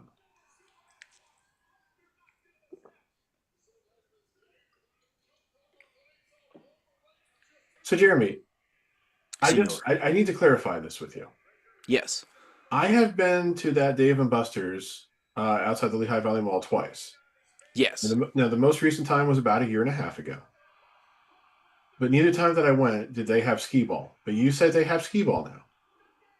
Yes. There's, I want to say 2 or 3 of them. Yeah, I was gonna say okay, it can't be a lot because they seem a little tight on space as it was anyway, and I was just trying to figure out where exactly they might have put it. So it's like that'll almost maybe get me back there at some point. Then just because I need a close up. And I don't even think they're the full size, like full track one, like the full length. I think they're like the shortened ones. Oh, that's why probably even if you didn't see them. Even if they were there when you were there, you probably didn't notice them because they're not like the. Yeah, see, I just. Because you know what I'm talking about. Like they make those ones that have the shortened, track for the ball. Yeah. Yeah, so that's just highly disappointing. Well, that's one of the big reasons you ever go to Dave and Buster's is to fucking play skee ball. God damn it. Yeah. So. All about the skee ball, huh? Well, the 2 things for me always when I would go to the Dave and Buster's, whenever we went to like the one in Times Square, like the one we went to, it was in King of Prussia, right? The one we went to for your bachelor party. Yes. Yeah. It's like for me the 2 big things were like playing skee ball and playing like the trivia game that where like if you get enough people playing and you get the right answers and get it fast enough, that's how I was able to get a shit ton of tickets and everything. But they didn't have either one of those. You don't need to win this match. Whitehall, so yeah. Yes, that was an interesting night when we had the guys that appeared to be. I can't even think of what would be the politically correct term. I can't even think of the politically correct term. But they were making fun of me and my brother for playing basketball, and I was like, "Really? Why? I don't know."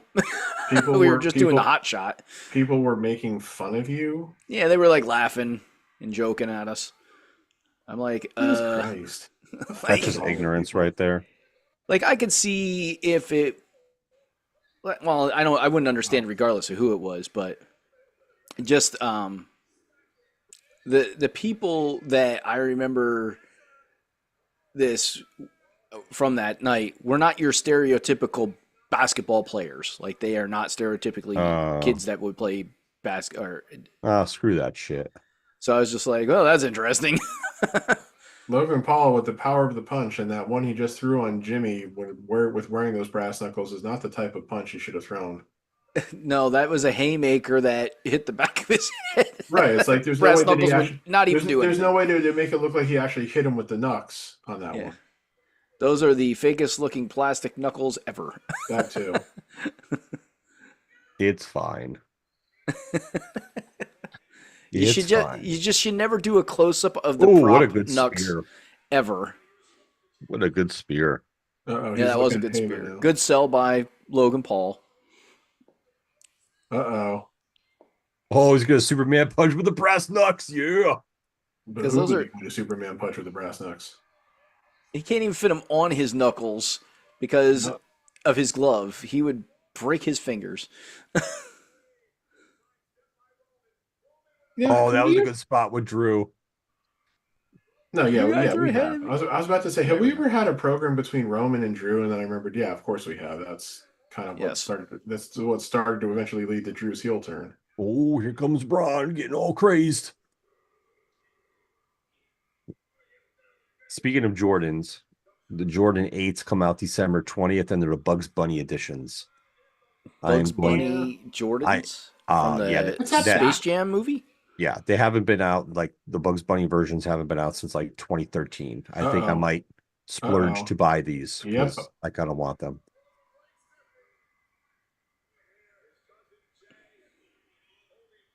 Uh-huh. Uh-huh. What a spear through the table. Maybe. Now the match is picking up. Pat, shut your Possibly. pie hole over there. It could be. You never know. Maybe. Is Brock Lesnar got internal bleeding? Did I see him spitting blood? Look at the internal bleeding. Now it's Spear City with Braun doing it. Brock takes you to Suplex City. Braun takes you to Spear City. David Bowie takes you to Suffragette City.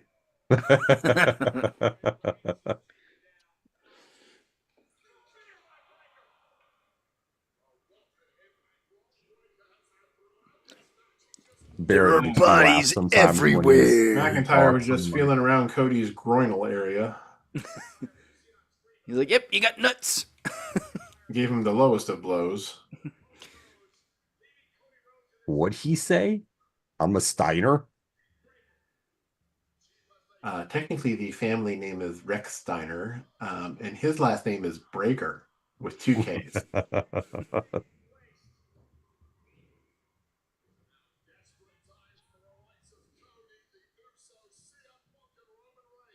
He didn't go full speed into that cage. And he should have went head first. If you're gonna sell it, go head first. Come on now. Well, maybe he's trying to avoid taking any impact to his head after the Doomsday fight. Oh, Jesus. Time to GTS it. What is this?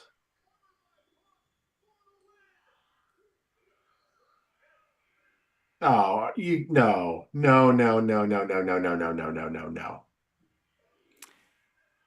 It's gotta be. I'm guessing that's gotta Randy be Solo Orton. Sikoa.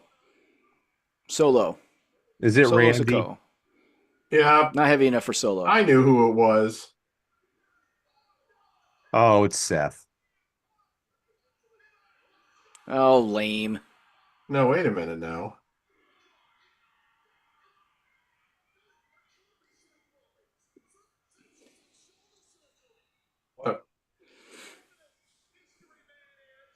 Okay, they want us to think it was, but since he didn't take the mask off, there's almost no chance it was.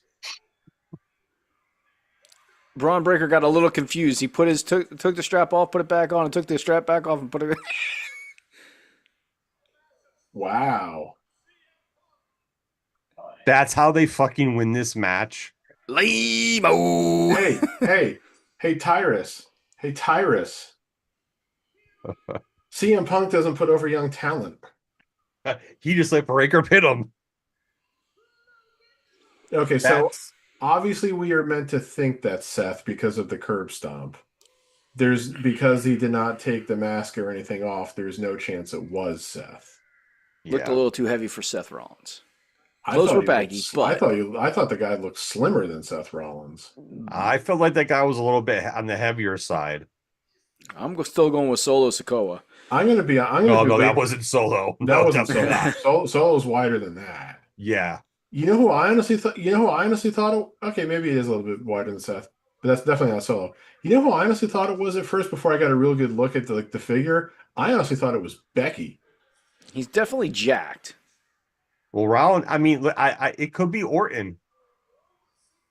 Yeah, it could be Orton. But they have such a thick ski mask on him, you can't tell. You couldn't. You There's really no It's a way you white could tell. person, I'll say that.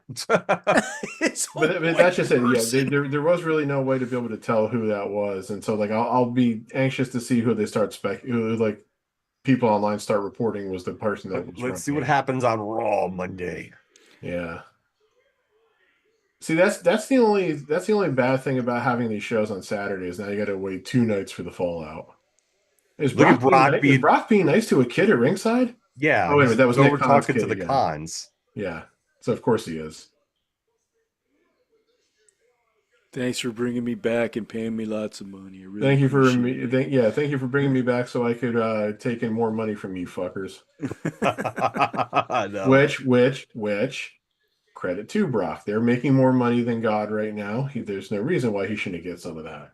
Assuming, of course, that those things that he actually was not in any way an active participant in any of that shit with Vince. Which, let's be honest, I don't think it was still ever really clear that he was really being actually accused of anything in that.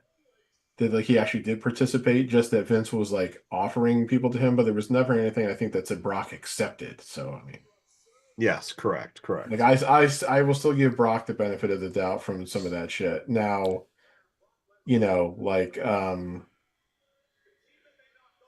let's see Vince and what happens after Laurinaitis, of this course, match. hell no, you know. So, both the women's and the men's War Games matches ended quite quickly after the last person was in. Neither Yeah. went significantly long Um, after the last person was in. yeah, I guess. I mean, Maybe 5, 6 minutes at the most. yeah, It's interesting. So that AJ beats Becky Lynch, puts her in a submission to win. And then Punk gets pinned by Breaker by the mystery man who does a curb stomp on him at yeah, the end of the match. yeah. Interesting. I like how they played that. So this is interesting. So the women's war, this is again, times according to Wikipedia. The women's War Games match went 41 minutes and 10 seconds. Now, again, Jeremy, of course, like I said, I can't tell you how long it was after everybody was in the ring that the match went. Dominic beating Cena went 16 minutes and 40 seconds. Stephanie beating Nikki went 12 minutes 20, which felt like that actually maybe went a little longer than that, but okay. And this match went 39-20. So the women's match went longer by about 2 minutes, which I find kind of interesting. Curious how this is playing out at the end of this match here. Well, Roman, of course, will always want to be champion, and that's because he's Roman Reigns, and Cody and Punk are the champions right now. But kind of at the end, like Punk like does the fist bump to Roman, but like Cody still seems to have Yeah, Cody won it. yeah, there's still animosity between Cody and Roman. Yeah. Well, I mean, it's understandable as to why there would be. So, Oh yeah, of course.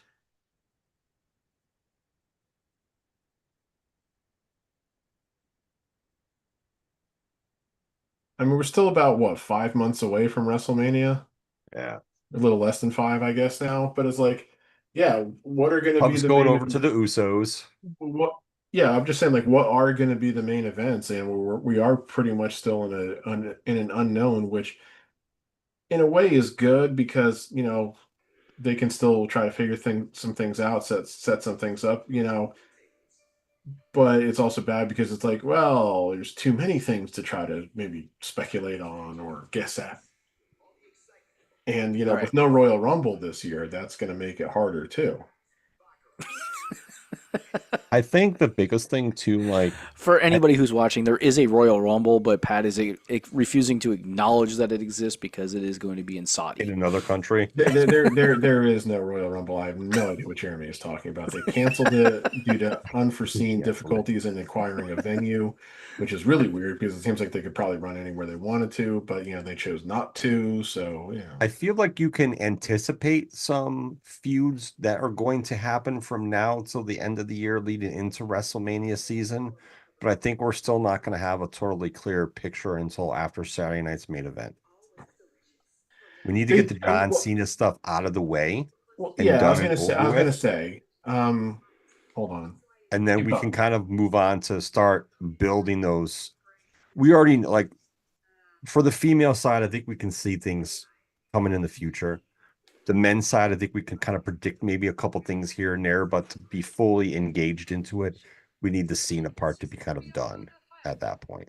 So this is interesting. They advertised this tonight, and I didn't realize this. So yeah, we've got the Saturday night's main event with Cena, which is in 2 weeks, Yep. and there's supposedly going to be uh, like NXT versus main roster member matches. Yeah. So they Um, originally wanted to do a 2 hour thank you to Cena, and Cena did not want it to be 2 hours. He only wanted an hour, and then he wanted to do an hour for the young talent or hour and a half, whatever it yeah, is. So he wanted to put NXT people um on the stage, which is yeah, fine, which I'm cool with. So I'm right. curious to see what matchups they do with the NXT people on the main roster, to be honest. Yeah. So here's the thing. And they advertised this tonight. And I didn't realize they were doing it like this because the dates, the timing, and everything with the Saturday night's main events have been inconsistent to say the least.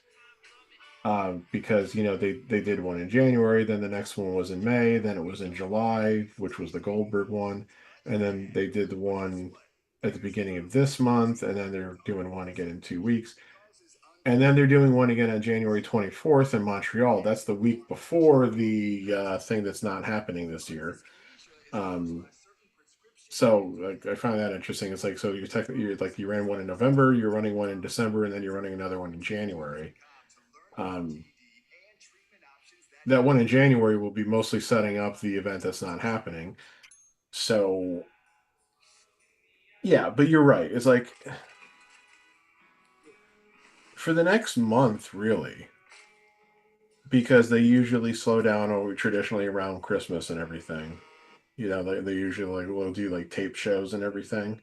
Yeah, I don't know if that's how they're intending to do it this year because Christmas is on a Thursday, so therefore New Year's is on a Thursday, and their shows, of course, are Monday and Friday. I don't know if they're going to do it the same way or not. But you probably really won't see anything really start advancing towards, you know, the show that I'm not talking about until really after Christmas and everything. So, like, kind of for the next month or so, it's a little bit of a what are you doing kind of thing. yeah, Yeah. and they have to play some things out. We'll see where they go. But without having like a traditional PLE in December and everything, this is where it gets kind of like, are you dragging it out too much? And they probably will. So, They will for some things, but I think we'll start getting the feel of a couple other items. Um, to be honest. So yeah. So we'll just kind of, you just have to kind of see where it goes. But yeah, it's like the biggest problem with WWE right now for me is, obviously, again, there's things we've talked about ad nauseum for how long now. Like the de-emphasis on in-ring action, the overemphasis on entrances, and wasting time on shit like that. Um, but they have a fairly deep roster right now, and it almost feels like they're not doing anything incredibly interesting with like any of them. And it's like the roster in some ways is almost too deep, so they can't find like Bailey's become such an unimportant character in so many ways. I mean, yeah, I know they're doing like the whole schizo thing with her right now and everything. That's fine. But the problem is then you got your science upside down, jackass. Yeah, you see that, yeah. You got there's like so many people say, oh yeah, Bailey needs to go to AEW. She's not even a focus in WWE right now. Blah, blah, blah, blah, blah, blah. I mean, maybe, but maybe she likes working for WWE. Maybe she appreciates the security, working in an environment that she knows and understands. I don't know, but I'm like, That's true. You never are you know. saying Bailey should be getting pushed over more than half the women we saw in the War Games match tonight, or more than Stephanie, or more than Jade, who's holding that belt? And yeah, I mean, Jade's Jade, but it's like she's holding that belt, and then of course Tiffany. So it's like you've got a really deep roster. Now Liv just came back. Yeah. It's like, unfortunately, not everybody can be in the featured match all the time. But they don't know. They never seem to be able to build programs that don't involve belts, or at least the way they do things now. If they do, you never have blowouts or blow-offs rather for them that happen at like PLEs. It's like the blow off between Mid Carter 1 and Mid Carter 2 is going to happen on this week's episode of Raw, and so it doesn't feel like it's important though. Yeah, I don't think Bailey's truly lost in the shuffle. I mean, they did a little character change to doing the things with her and Lyra, Valkyrie and whatnot, which is fine in their tag team stuff. But this, and here's the other thing too, which makes it more challenging for WWE PLEs. Look how many matches they're putting on the shows these days. Like, this is Survivor Series. How many matches did we have? 5? 16. 4. We had 4 matches. We had 16. There were 16 Correct. matches tonight. You can't tell me there were otherwise.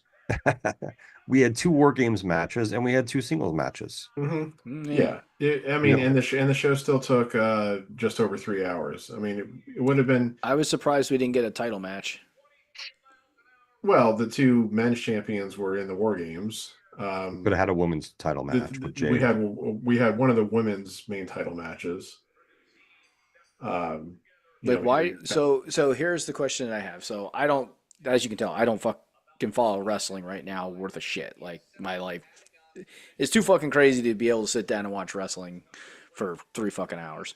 It's okay. You can sit down and watch his team lose to my team. That's great. It's all right. I haven't even watched any fucking football. Always excuses with him. But anyways, why have either the men's championship, either the men's champions in the War Games match? Why not put other people in it and still have a title defense for one of the men's champions?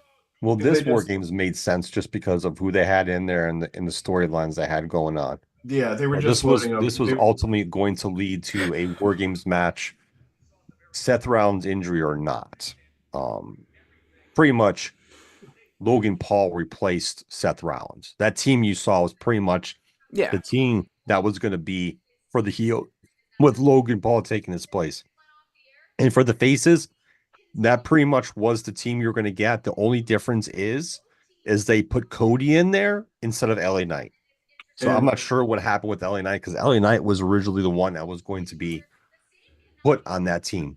Well, the other thing too is that if Seth had still been around uninjured and was in that match, he would be the champion. You know who that could have been? Correct, as well. Speaking of LA Knight, that could have been LA Knight in that. You know what? That's good. See, here's the thing. Is that person somebody legitimate, or was that just some random wrestler they picked to make the body size look like Seth Rollins, hop over the fence, do his move, and hop the fuck out? Well, see, that's the thing. Because that ski mask. Because I'm looking at the shoulders, the back and the shoulders. The dude is jacked.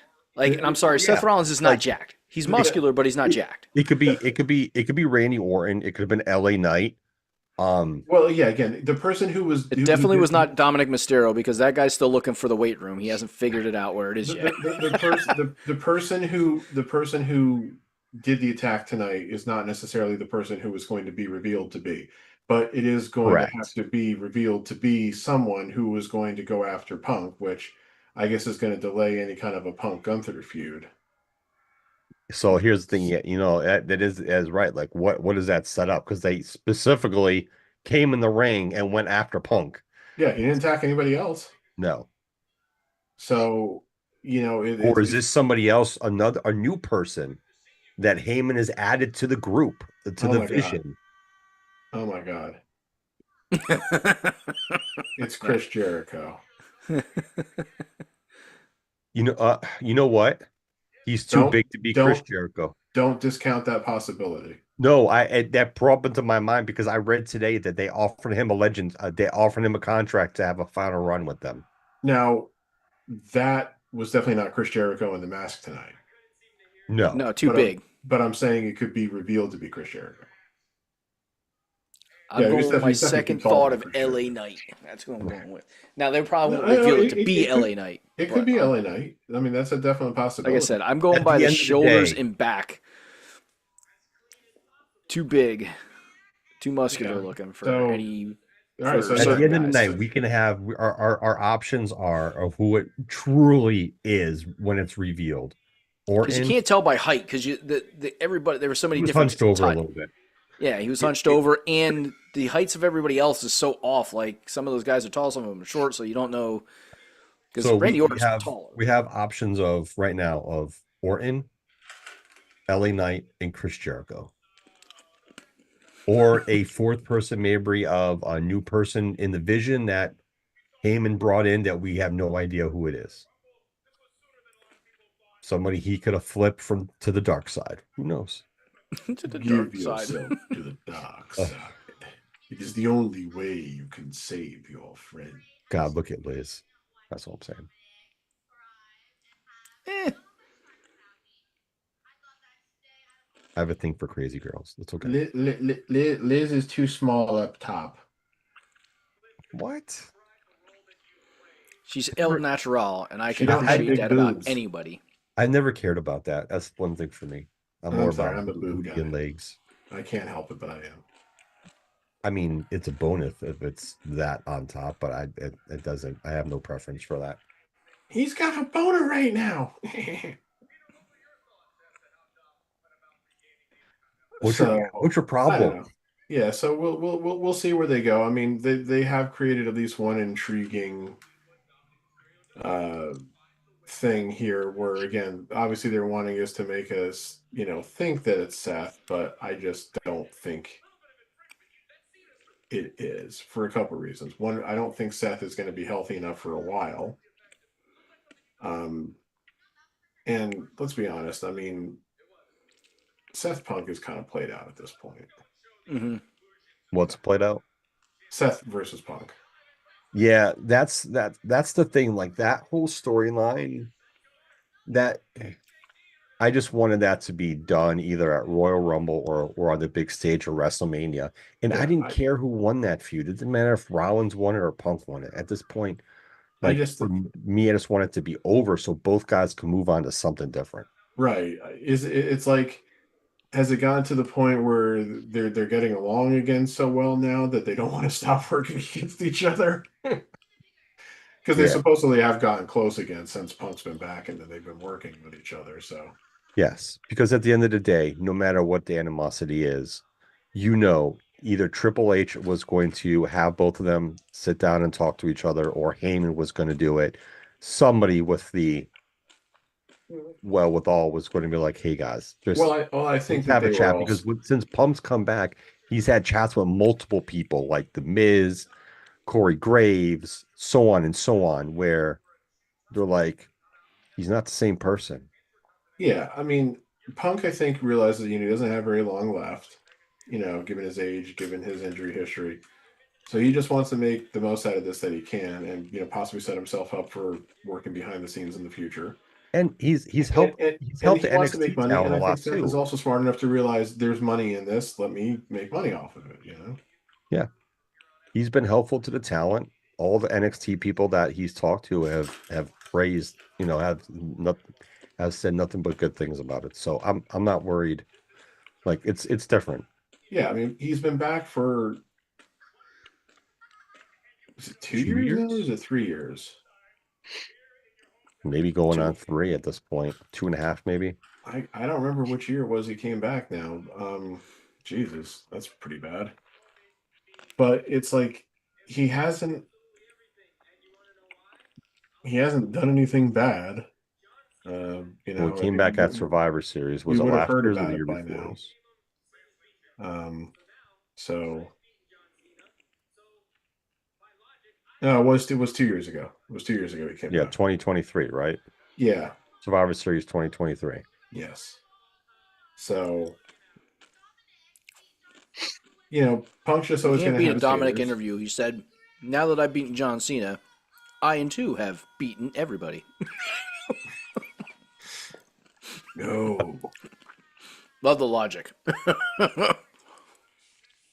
But here's the other thing too: Vader. is like You must beat Vader. you made the comment earlier, Pat, about like Dominic has to beat his father. why did they put the belt on Cena?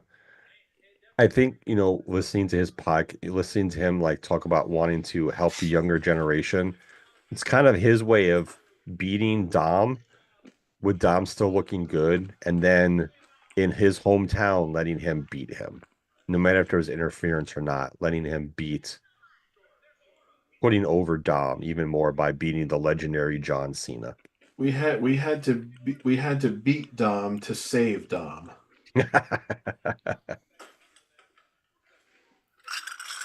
No, I mean that's fine. Again, it just comes off a little like, yeah, it's kind of, yeah, well, but I mean it works ultimately. And like I said, I didn't think Dom should have really ever lost the title scene in the first place. So I don't have any problem with him winning it back. And I like that, that the way they did it with Liv and her coming back. And again, I'll just be very curious to see where the dynamic is then among all the women in the Judgment Day now. So Yes, that's going to be interesting. Wouldn't it be a shocker for Kel's the one that gets kicked out and not Roxanne? That would be interesting. That would be a swerve right there. I mean, that could conceivably happen. Liv might say something like, "Oh, you palled around with her way too fast. I guess you aren't my friend, so fuck you. And as for you, come here and give me a hug." I mean, it's not out of the realm of possibility. So That was a good move that I feel Steph like did at Rock. the I end feel there. like because I feel like Roxanne should remain a heel for right now because like Stephanie's a face, Rhea's a face, Io's a face. Bailey and Lyra are faces, essentially right now. So it's like, and AJ, I guess you could say she's on Raw too. So I just don't think that um, turning Roxanne face would work right now. But yeah, I mean, I mean, we were going back talking about the matches, like the No, we're match not even talking count. about like Maxine then, because then we have to be since she's holding that title now. So Yeah, true. And the thing about the match length, the matches and how many matches are on a card these days or on a PLE, they've cut down on that because they're so about all the other shit, which I kind of feel like they're not getting some of the talent on PLEs when they should be. Yeah. Like, I where's really, Bianca I'm Belair? not looking for 9 fucking matches or 10 or 12 matches, but give us at least like 7. Give us, like, I think a sweet spot would be 7 matches. yeah, Put I do too. put And, some of and, and these again, other talent on these PLEs. you could achieve it very easily by cutting down on like the fucking overblown entrances. Not every show has to have the dramatic 10-minute entrances. Um, But one of the other things that they could definitely get more matches on the card by cutting down that they're not going to do now at this point, unfortunately, are these fucking ads. um, Like how many did 5-minute advertising breaks were there on this show? At least 3. Yeah. did I see that Penta got injured? in his most recent match. So he had a match against Solo in the last time is now tournament. So he had a match against Solo in the last time is now tournament, and they stopped the match and declared it a win for Solo then because they said Penta got hurt. And considering Solo will now be facing Gunther in the semifinal, I have to think Penta was supposed to win the match, though of course Uncle Dave said that Penta wasn't supposed to win the match. And I'm like, fuck you. Yes, he was. They weren't going to run fucking Solo against Gunther. The other thing is, I hope it's not too bad of an injury because Penta and Phoenix are tagging up to wrestle Dom and Americano December 20th in a AAA show.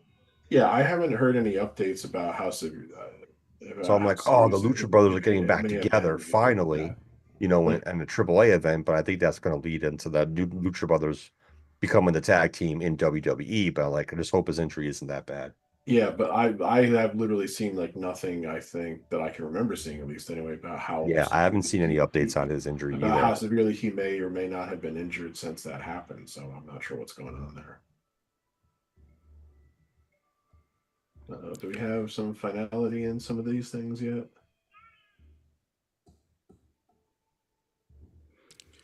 So, oh man, we're getting Indiana and Ohio State in the Big Ten championship. We're getting Texas Tech and BYU in the Big 12 championship. I don't think the other games have been decided yet.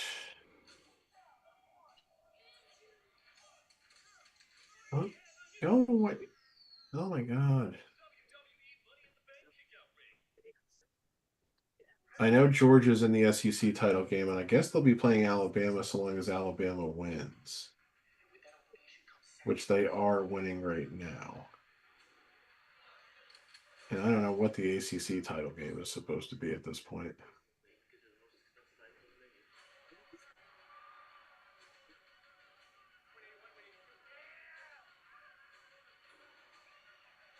So,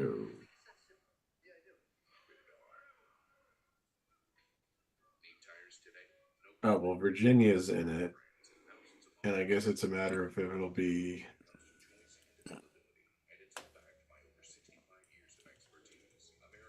Huh. I don't know. I'm confused now. Whatever. Stupid conference title games.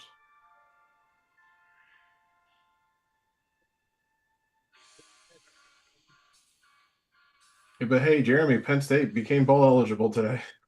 Oh, they did win today. They did beat Rutgers, and you know what? Thank God. Quite frankly, I'll give them credit for salvaging, what was a horror show. And see, and the funny thing was too, other than the Ohio State game, they did not get blown out this year. I mean, they lost to Oregon by 6 in overtime. They lost to UCLA by 5, which of course was an inexcusable loss. They lost to Northwestern by 1. They lost to Iowa by 1. They lost to Indiana by 3. Before you continue, we can still chat, but let's end the live show then since the pay-per-view's over. Oh, I don't know. I think we should keep talking as long as I say so because we can after we end. I make the rules. I dominate this podcast. I do all the work for this podcast. I'm about to mute his ass. I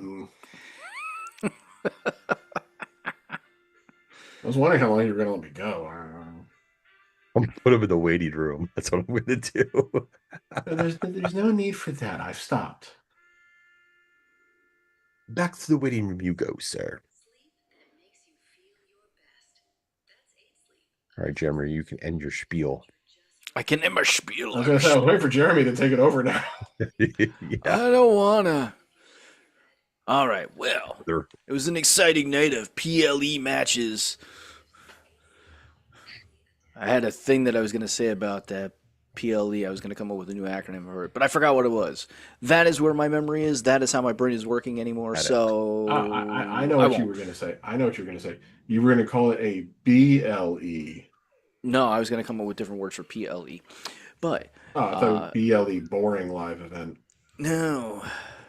How? God damn it, I just bit my fucking tongue. You could say particularly ludicrous event. That's what you get. Sweet justice. Yeah, I probably just But put it all in since you the joined us live, hopefully you joined us live and had an entertaining time as we entertained ourselves, as always, because we do this for us. And if you like it, that's just a plus on the in the positive column. Yeah, that's where I'm going with that. Anyway, we appreciate you tuning in.